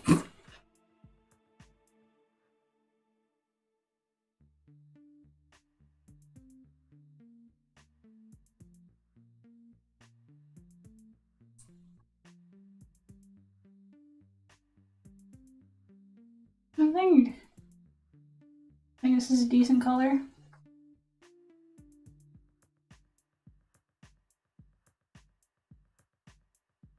A bit more brown. Keep on going, a bit more brown, a bit more brown. I clearly know nothing about mixing paints together.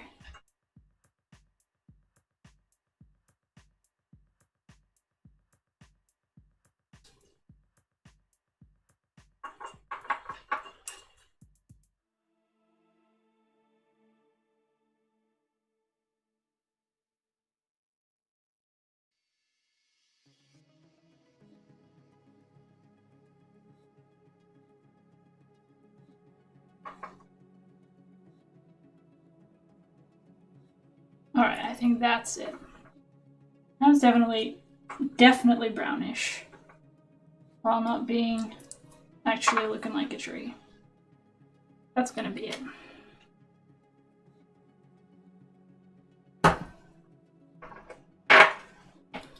Let's do this.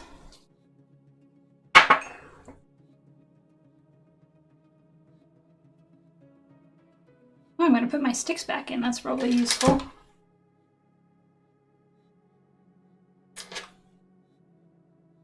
So I don't paint all over my fingers.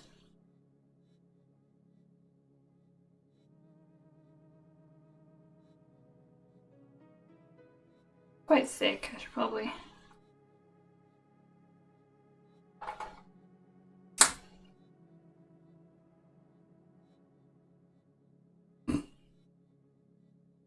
I'm just gonna grab a different brush because this one is, I'm not really sure what happened to it, but it is extremely floofy.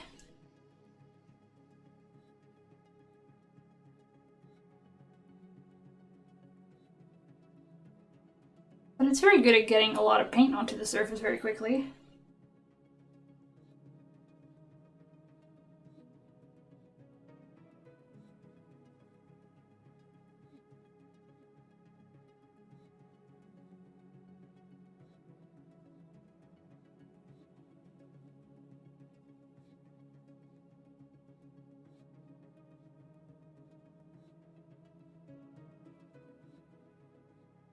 Okay. Let's see what other brushes I've got. This one looks like I attacked it with the scissors.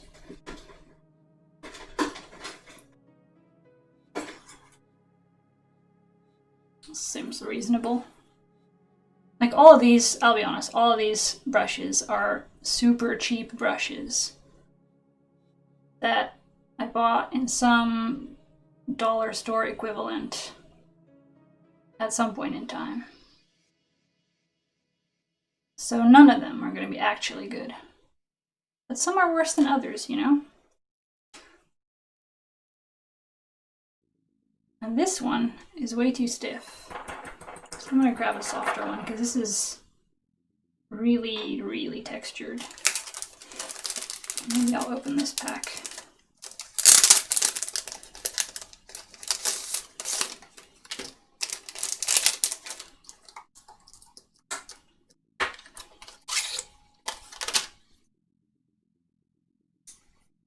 Let's try that one. Oh yeah, this is nice and smooth. Maybe I'll even varnish it or something.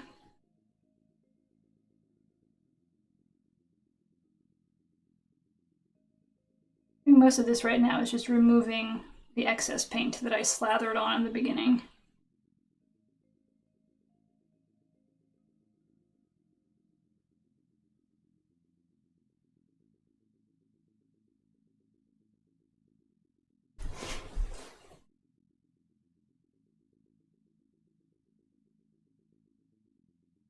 It's coming out nice and smooth though.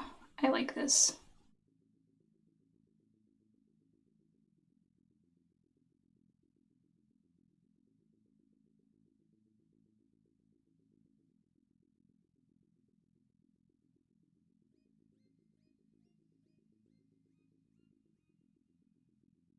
The hair stuck in it here somewhere.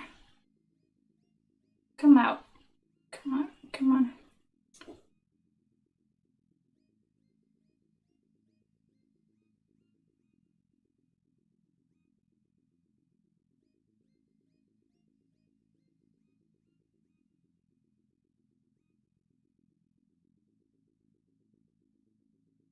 Some weird bump.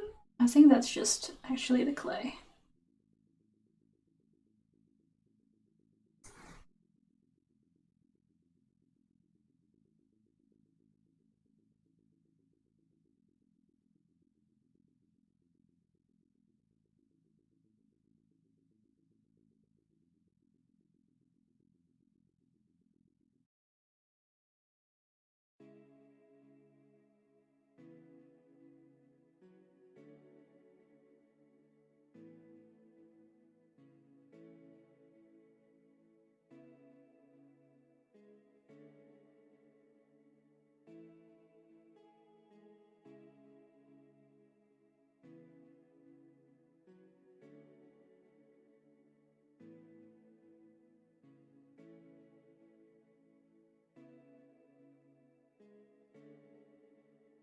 This is cleaning up pretty nicely.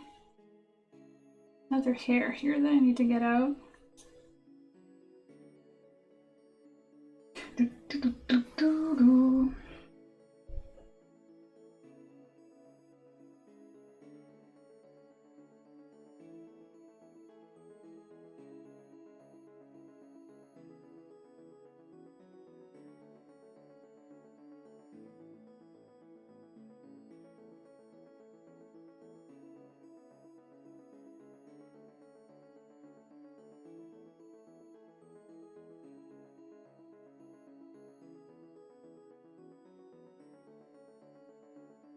And then maybe when this is dry, try to make some brownish, grayish wash.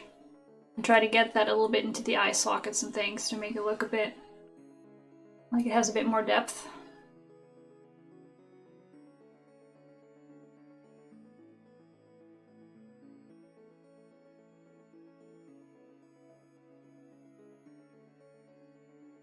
I definitely mixed up way too much paint. But hey, what are you gonna do? Throw it away? Yeah, that's what I'm gonna do.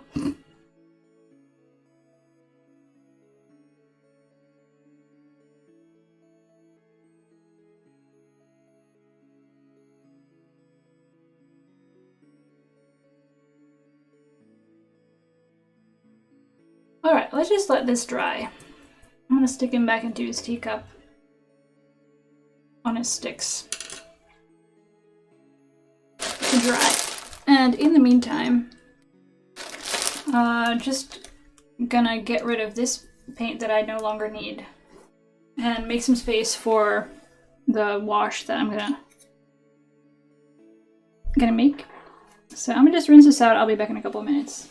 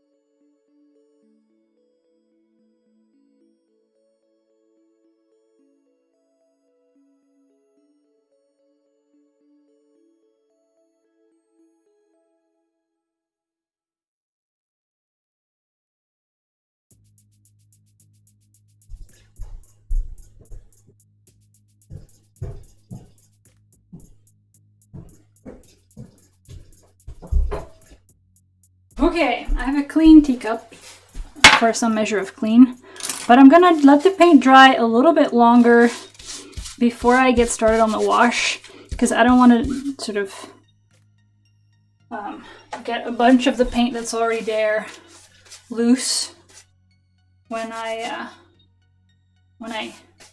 put more on. Like, I want it to dry properly.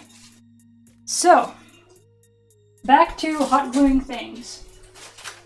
We've got freshly spray painted flowers. Now let's put some more sparkle onto this thing.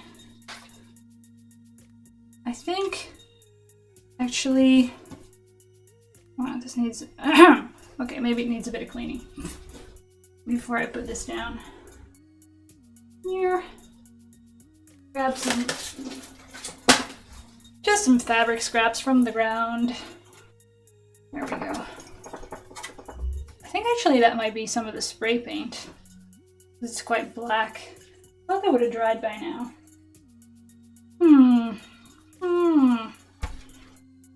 This is a mess. Maybe I should have worn older clothes for this. Oh well. I think we're good now.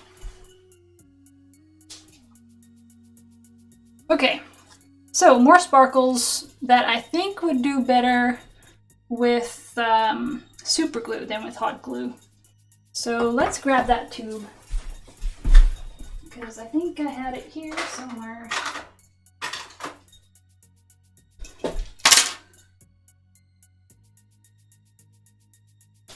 And glue on a couple of extra rhinestones. See if I can get some in the flowers.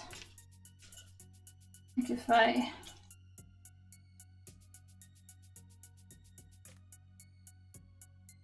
can put it right next to the thingies, but it doesn't, not quite the same.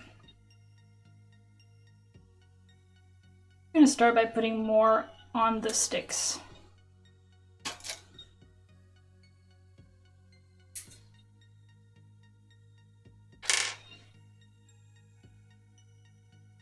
Let's put, and also there's like some built-in supposedly rhinestones in the spider, but the sparkle level is extremely low. So I'm gonna glue an additional sparkle on top of the spider's head. So he's a bit more fabulous than he was before.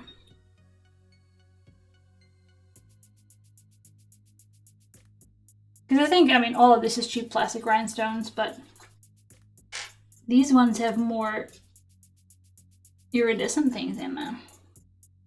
So, actually it looks, now, so looking at it like this, it looks pretty good. Looking at it like that, it looks like the spider is wearing a rhinestone hat.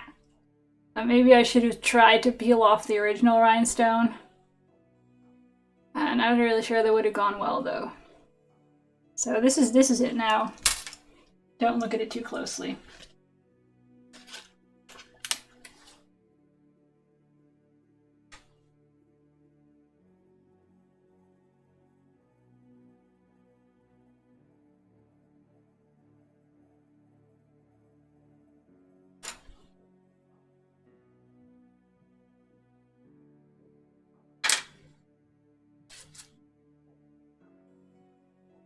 I can also glue some tiny rhinestones to the leaves and they'll just look like little dewdrops maybe.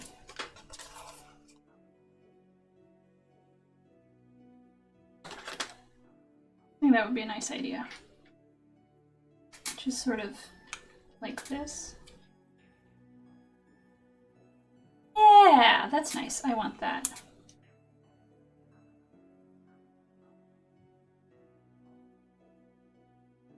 Oh god, there's way too much glue coming out of this.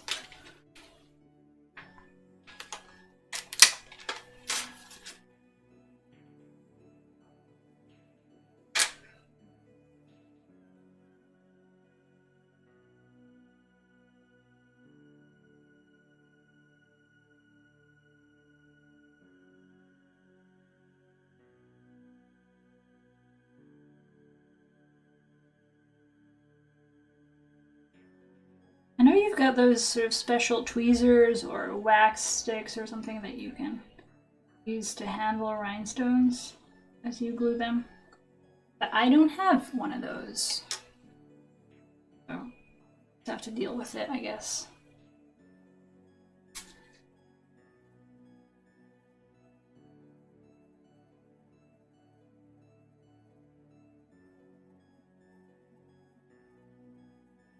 There's still this black paint. It must be coming off of the back or something. Where is that coming from?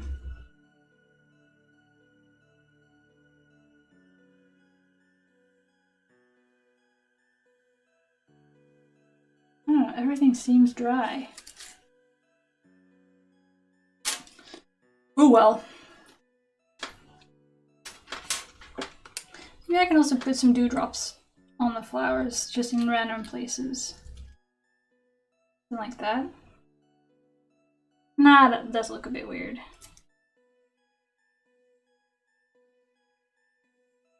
Alright.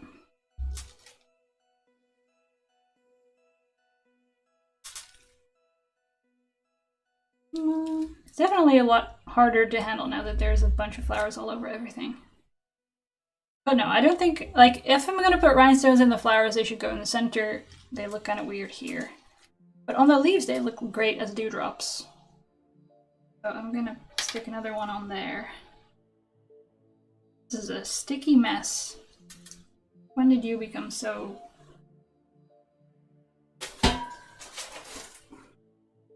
Good thing I've always got scraps of fabric everywhere.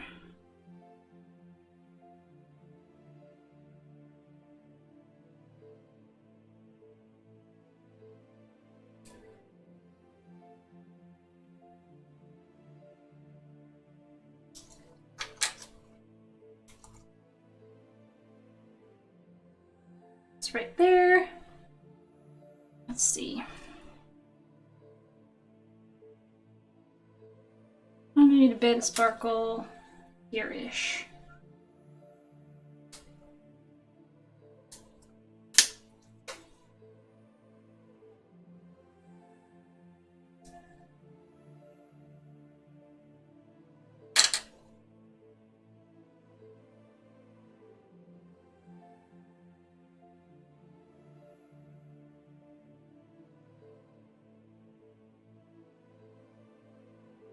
I think at this stage, every stick except this one has a sparkle on it.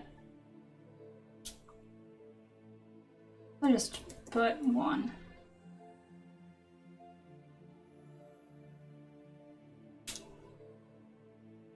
Tiny one, or medium one.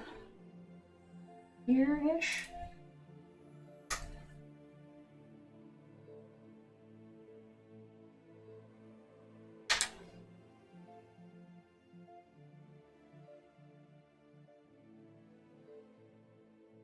Okay, I think that's better. Like, it's starting to look more like the sketch now in terms of there being bright spots to draw your attention on it in various places.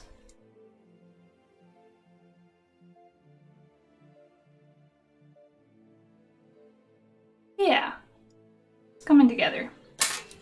See how Mr. Skull is doing.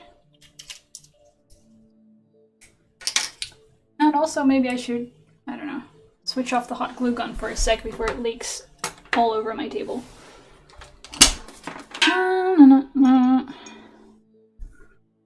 So here we've got Mr. Skull. I think it looks pretty good. You can barely see all the dust that got in the clay, so that's good. Seems to have dried nicely. There's a hair stuck there, but not much I can do about it now. So let's try to mix up a little bit of that brown paint with a whole bunch of water. And see if we can get a nice sort of contrast effect on it. I'm sort of looking for something like, maybe I should even try to get the sort of effect of the, what is it? I'll just screen share this. So you see on these skulls, like the eye sockets are really dark and the nose holes are really dark.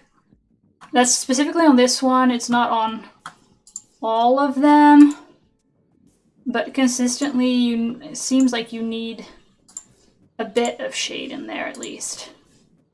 So that's what I'm gonna go for. I guess I'll do it with black because brown is not as consistent with the color theme.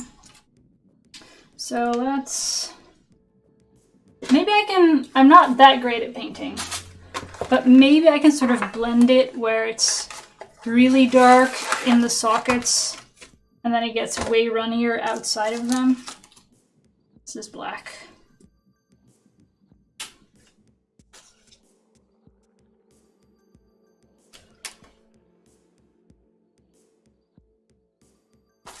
So let's do that with a small brush. Something like this guy.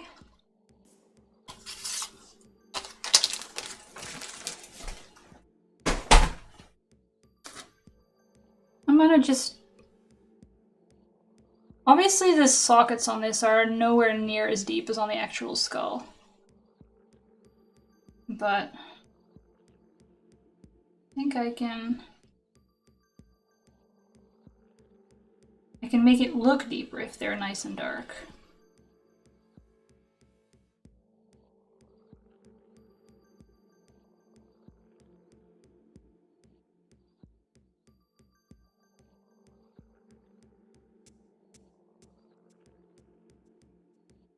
And the same with the nose holes, or whatever you want to call them. So I'm just going to get those started with quite a lot of dark paint. And then I'm going to thin it out with a whole bunch of water and treat it like a wash and see where we end up. That seems reasonable.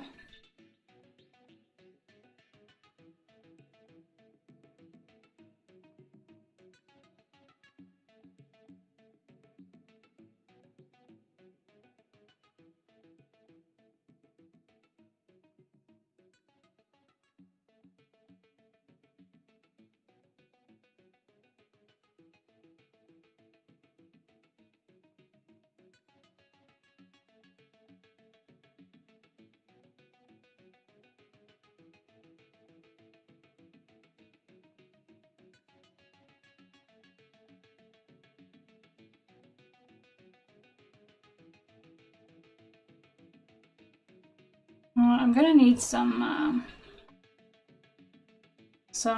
paper towels or something to rub it off. So I'm gonna just go grab those real quick. I'm gonna need them.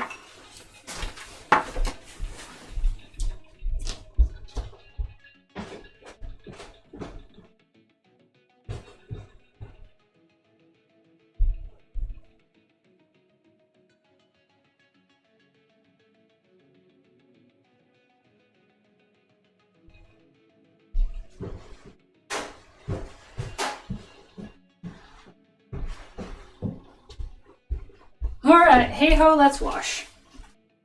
Let's get a bunch of water in there.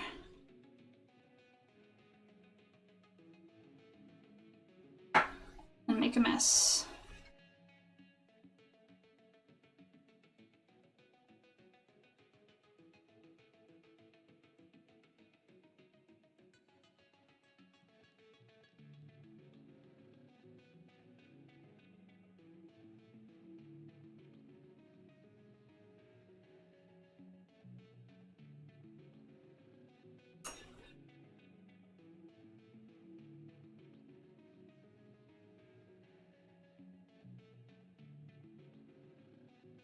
And then while it's still wet, let's take some paper towel and rub it off so it only stays behind in like the crevices.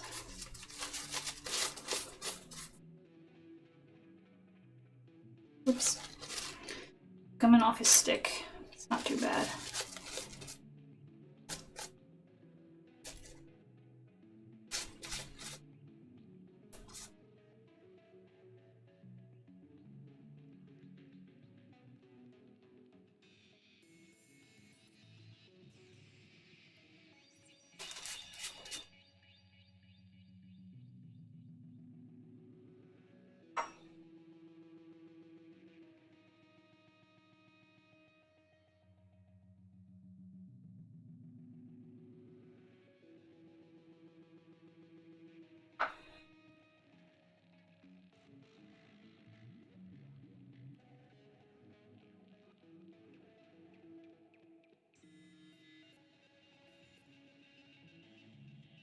Let's just get everything dirty, because what does it matter?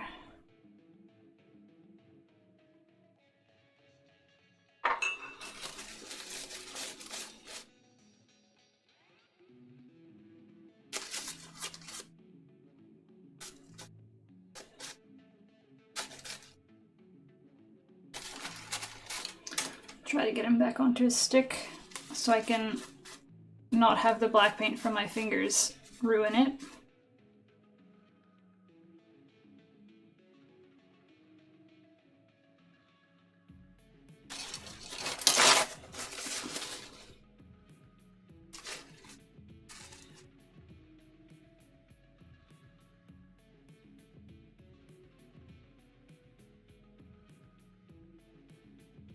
I'm rubbing it with a slightly wet paper towel to take off a little bit more because I feel it's a bit dark in some places.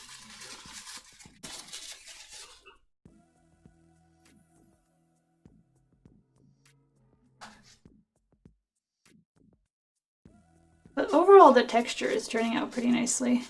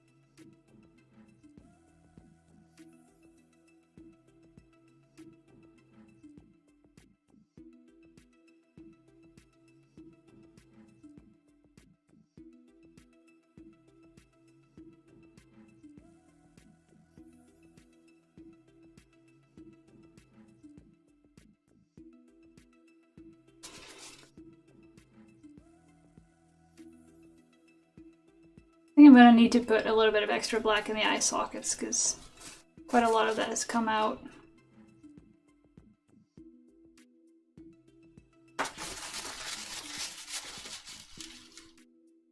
But I do have to say that it's looking pretty sweet.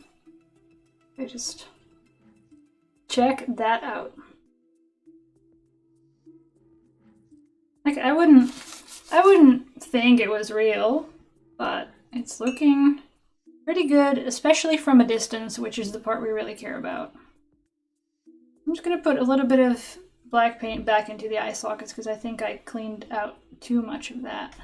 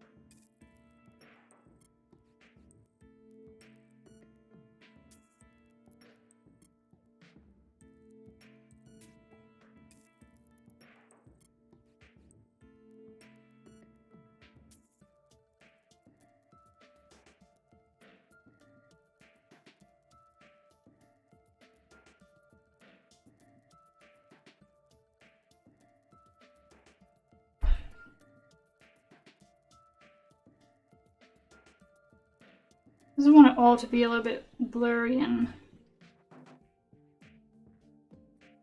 blended in things.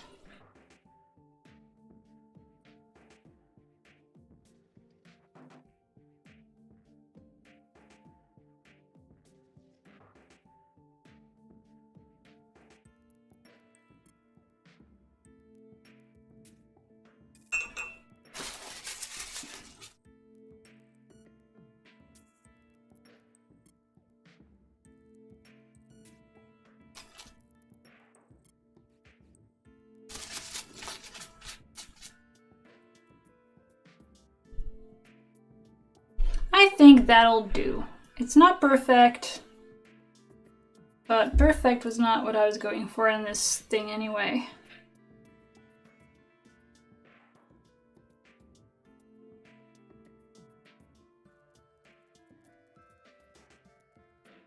I mean, it's made out of bamboo skewers and hot glue, so it's not exactly a premium product.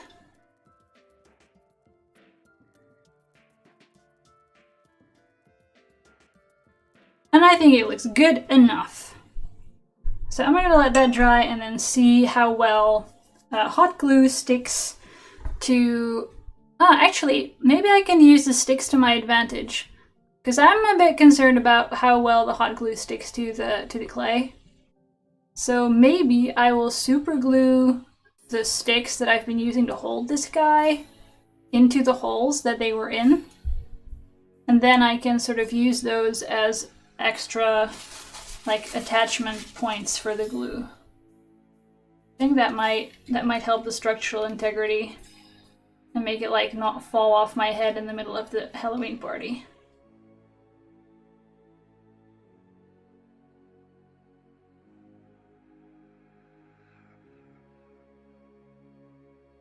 Yep. So I'm gonna let it dry. Or maybe I can glue the sticks in now. Who knows? Who knows? I'm gonna hold this with the paper towel.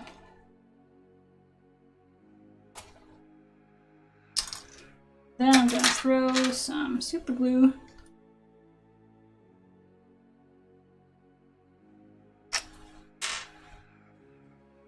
into these holes.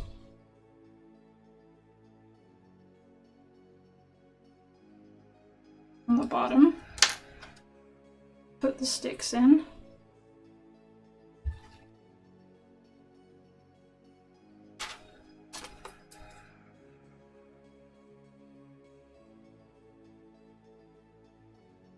And then I'm just gonna let it dry like that. And then I'm gonna cut off the sticks. And then the bits that are still sticking out, haha, sticking out, are gonna be sort of an extra support for the glue to hold on to.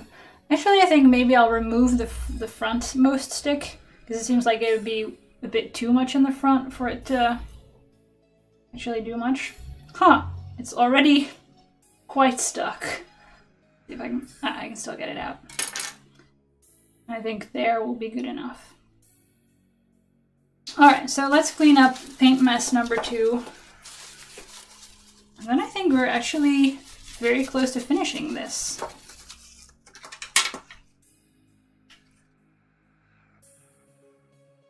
Can I still use some of that? I don't know. There were some parts of the headdress, which, where is it now? Ah, that were still a bit pink, so maybe I'll, while I have the black glue, the black paint here anyway, I might as well give it a dab here and there.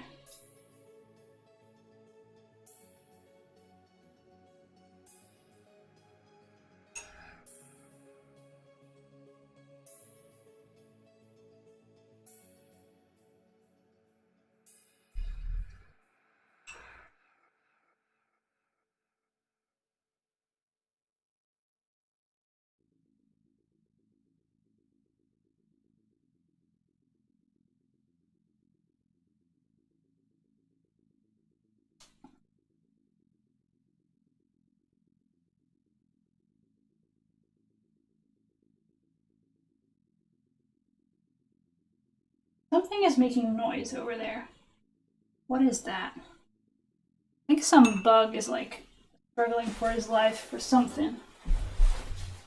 What are you? It's a fly and he can't fly. He's gonna go out the window. He's somehow upside down trying to fly. What the hell are you doing, bro? Get out.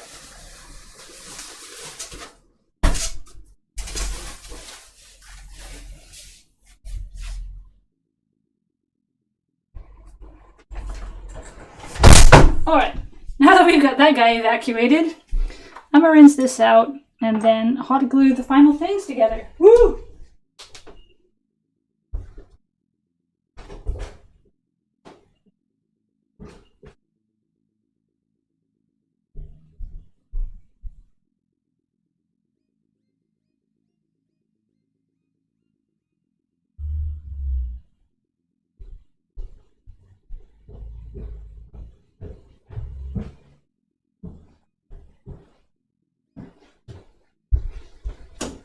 Oops.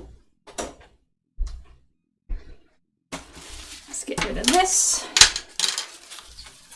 Make sure everything is clean and dry. Okay, so we have a headpiece. We have a skull on a stick.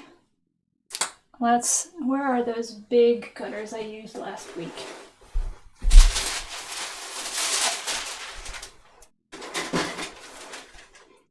I'm gonna cut this fairly short so it doesn't stick up way strangely. Whoops. I nearly cut into my finger.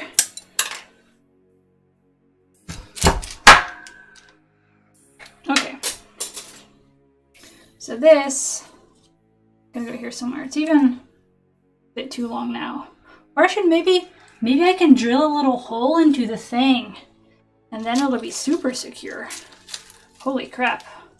What an idea. So that'll go there.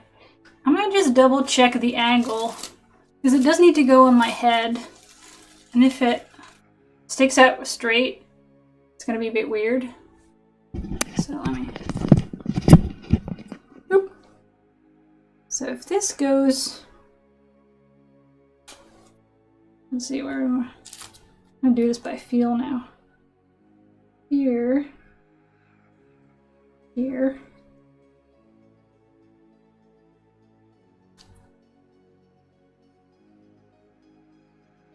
Sort of lying comfortably on my head like this.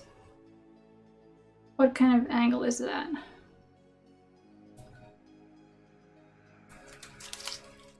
It's very hard to like keep it there. Maybe I'll make the hole, I'll poke the stick through, put hot glue on it, and then, oh wait. I have a sample head. I am so smart. I actually have a foam head to do this on.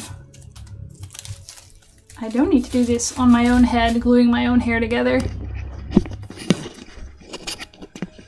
Let's put you back there. I actually have a head to do this on. Oh my god. So, she is comfortably wearing the crown.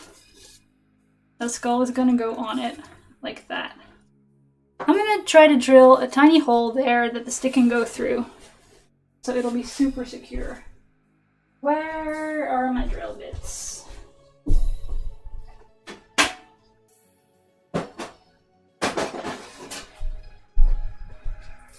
Let's see, my drill is really crappy, so let's see if it even works, or whether I need to charge the battery like I have to do every time I use this thing.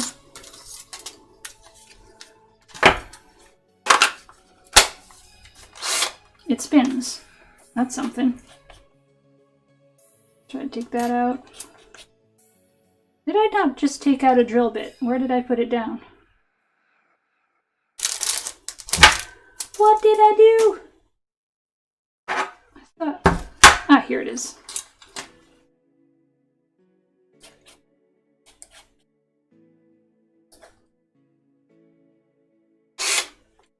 Alright. I don't really care if I drill a hole into the polystyrene head, because that's just... This head is designed to take the beating, so I don't have to.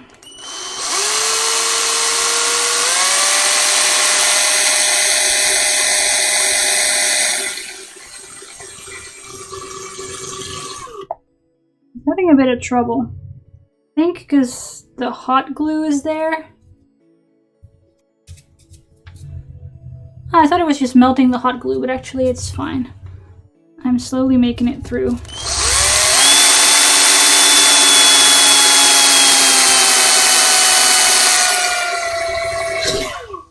Oh, there we go. Boop. Brain surgery accomplished.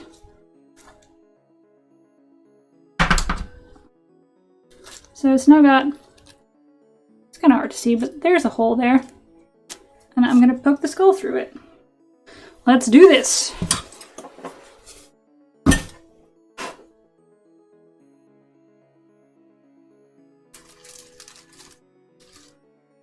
This is going to be so securely attached. I like it. It's not going in as far as I thought it was gonna. Do I need a slightly bigger hole?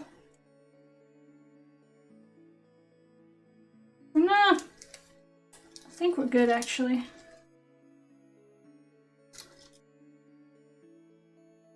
Then I'm just going to put a bunch of glue in there. Maybe I'll even, instead of using the hot glue or the super glue, maybe I'll go in there with some epoxy. So like 5-minute epoxy to make it really definitely not come off. That seems smart. Let's do that. I'm gonna mix some up. Where did I put it?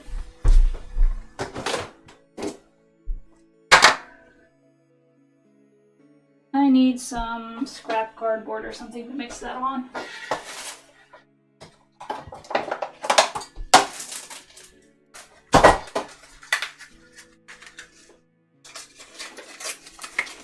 I'm not really sure what this is from, but it'll do.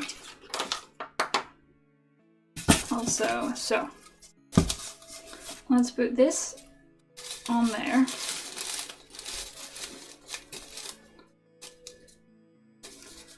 So we know we've got the angle for the skull right as it dries.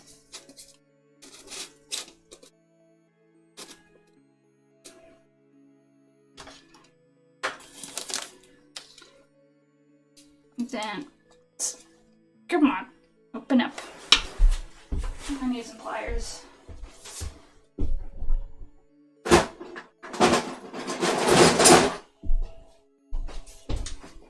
Because this thing sort of gets itself stuck every time.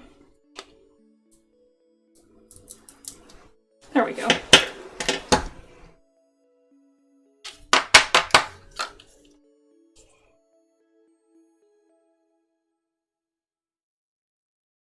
It's a bit much, but I always mix a bit more than I need. So you know you've got a better, like if you mix a very tiny amount, it more easily happens that the proportion is not quite right. So I always mix a bit too much.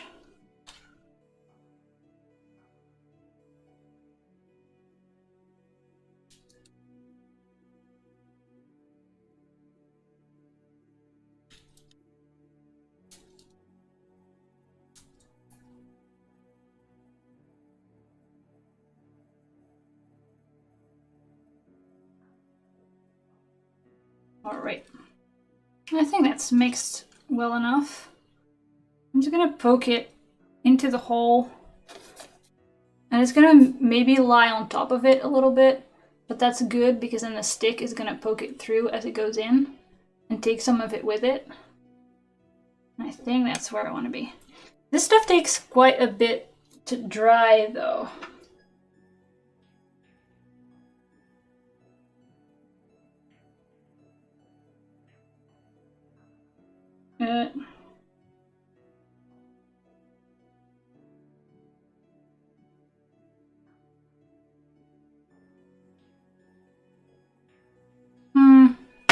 It doesn't say how long it takes to dry, but in my memory it takes quite a bit of time.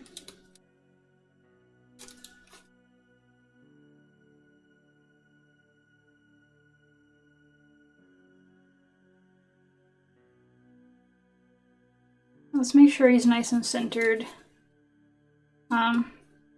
There is a bit of a gap between the headband and the skull. And I think that once it's dry, I'm just going to fill that up with more hot glue to properly support it. But for now, I think this is where we should be. Maybe I'll poke a little bit extra glue in there from the side.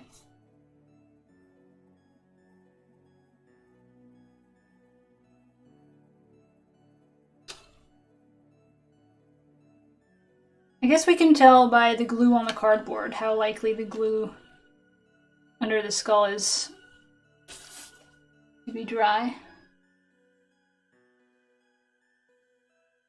I'm not sure that was a sentence, but it made sense in my brain.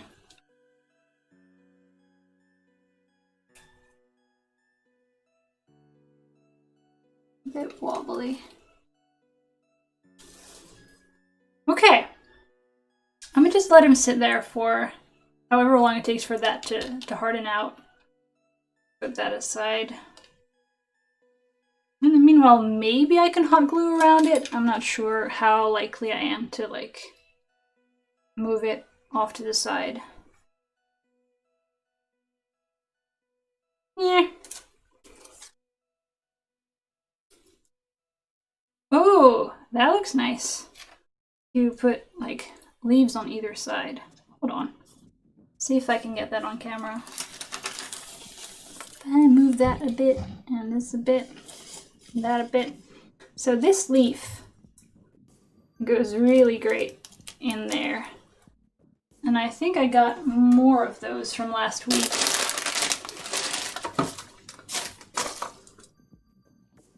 I could just do something like that.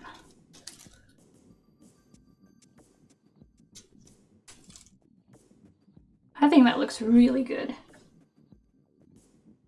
It's almost more spring than Halloween at this stage.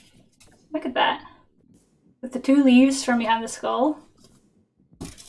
I love that. How does it look with the straight leaves that we got from the blossoms? Like these ones. I got more of these, right?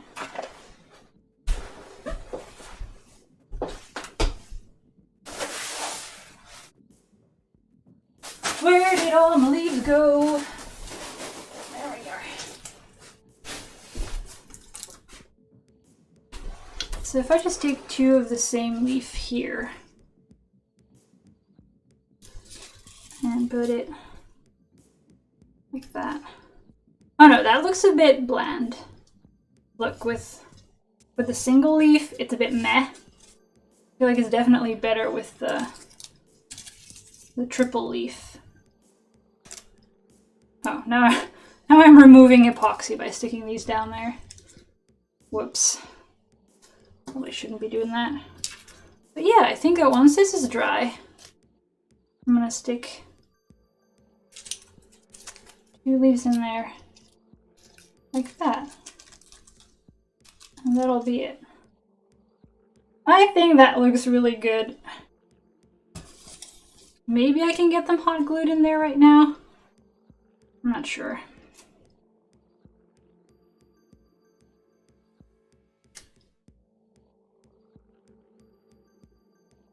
Yeah.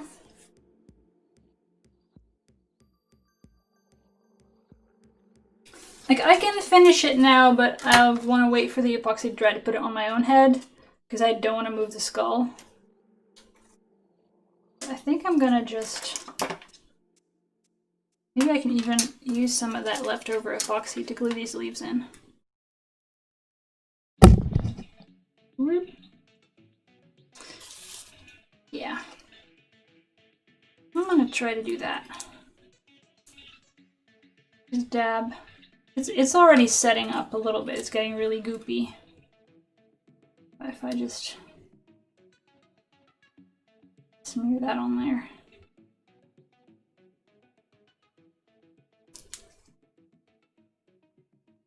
And then just put it right there. And this one.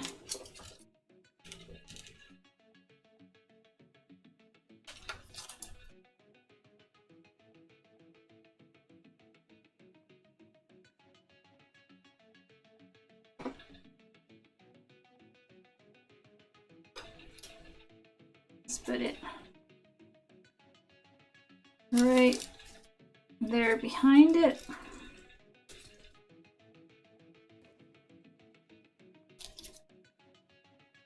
Let's go in a little bit further.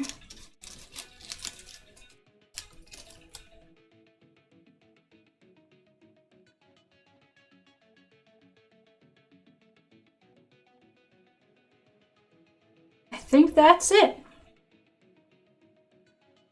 Now I just need to wait for it to dry. Woo! So let me just tilt that back so I can show you. I went for the 3 leaves. Let's see if I can block a little bit of light so I can get even. No. And this turned out way better than I expected. Honestly, I was a bit concerned about the sculpting because I'm not great at sculpting. I was just like, well, I can probably make something that maybe resembles a skull. But that went pretty decent. And the painting went pretty alright. And the gluing, like, it's so much better now that I've got all the flowers and the leaves on there. Way, way better than what I was trying to do last week with the make your own flowers and all that kind of crap. So, whew, this came together pretty nicely, like, considering the situation. I think I'm just gonna add some, like, sort of finishing touches, some Sharpie, because some of the super glue got a little bit sort of interacted with the whatchamacallit, the spray paint, and sort of rubbed it off a little bit.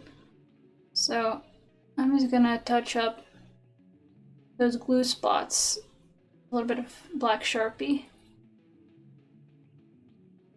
Everything needs to be black on black on black, you know.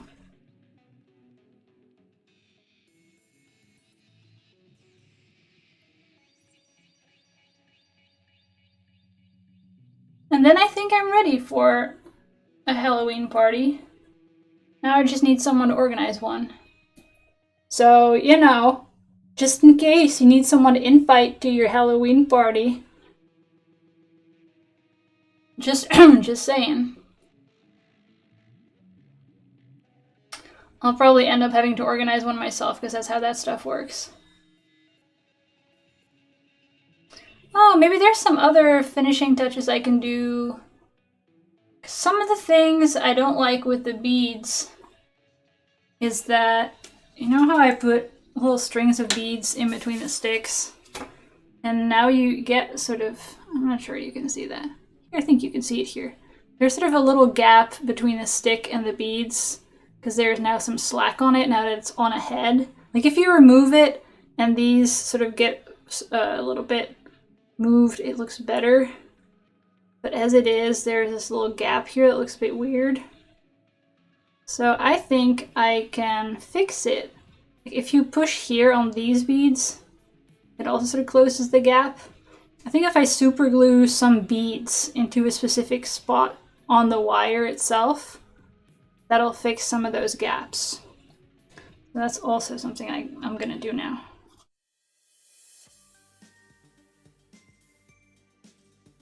Especially here, sort of push the beads up. So let's get the super glue out one more time.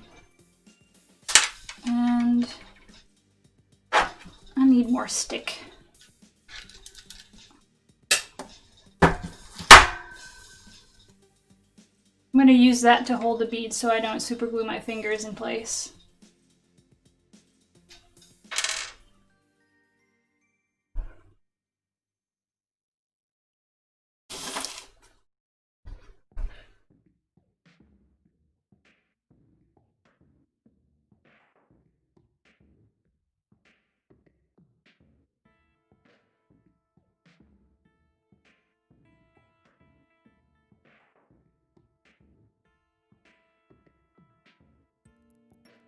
Let's see if this helps.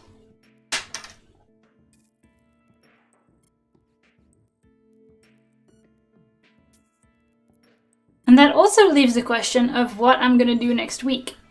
I'll be honest, I have not worked on the Pintuck shirt almost at all over the past 2 weeks because I've been working on other stuff. For my sewing class, I need to make a children's jacket. So I'm making a jacket for my nephew. I've been working on that, and I've been working on some Minecraft projects, and I haven't done anything about the Pintuck shirt.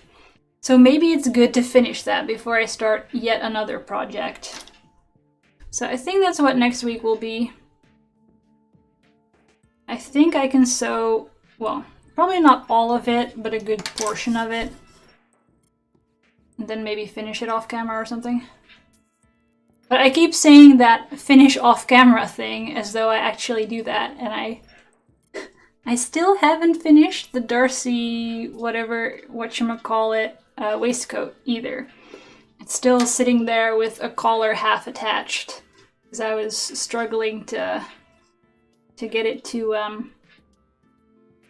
fold over nicely at the corners because there's just a lot of seam allowances coming together. So I need to do some rigorous clipping and shoving, and I haven't done that yet.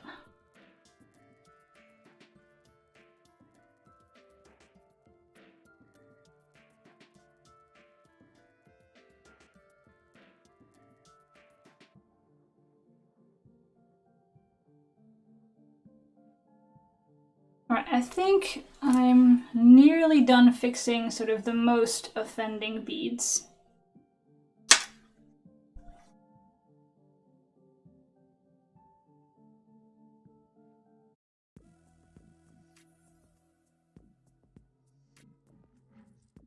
And then I'll be fully Halloween ready.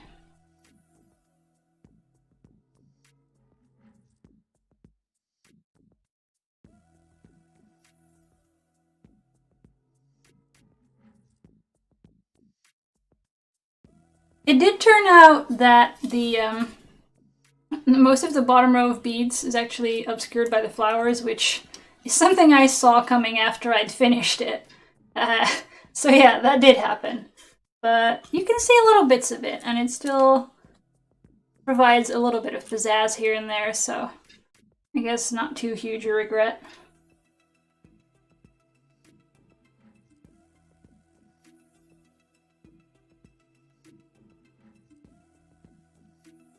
I think that's the worst of the saggy beads fixed.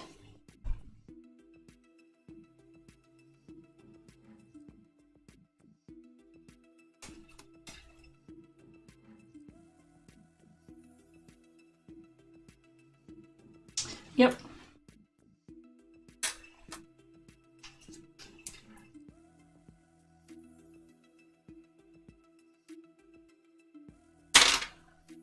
Let's see how set the epoxy is by now. It's still a bit like stretchy and not hardened. So I'm not gonna remove this from the head just yet. But I think it is time for a bit of a victory lap with it on.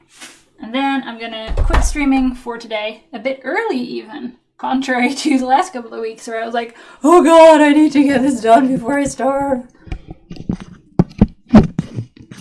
So, da-da-da-da, da-da-da-da, there she is. I think it's turned out, honestly, pretty well. Now that everything is on. I also have no regrets about adding a little extra rhinestone to the spider. He looks so much happier with a little bit of pink on him. And also just more consistent with the rest of the whole thing. So I think this is Halloween party worthy. I'd feel pretty glamorous in this. And it also looks pretty acceptable from the back. This is obviously not supposed to be the fancy side, but hey. I think once the epoxy glue on the skull is dry, I'm gonna have to do some kind of mini indoor photo shoot or something with it to get some nice pictures of it being very sparkly and post them on all the social media ever and get myself invited to all the Halloween parties with it. Yeah. I'm liking it. So I think with that, and with the promise that next week I'm gonna make most of my pin tuck shirt, I'm gonna leave it here for today's stream. Thanks a lot everyone who came and hung out with me and kept me company while I was struggling with gluing and painting and sculpting and everything a bit smushed together. It's good having you here, and I will see you next week. Bye!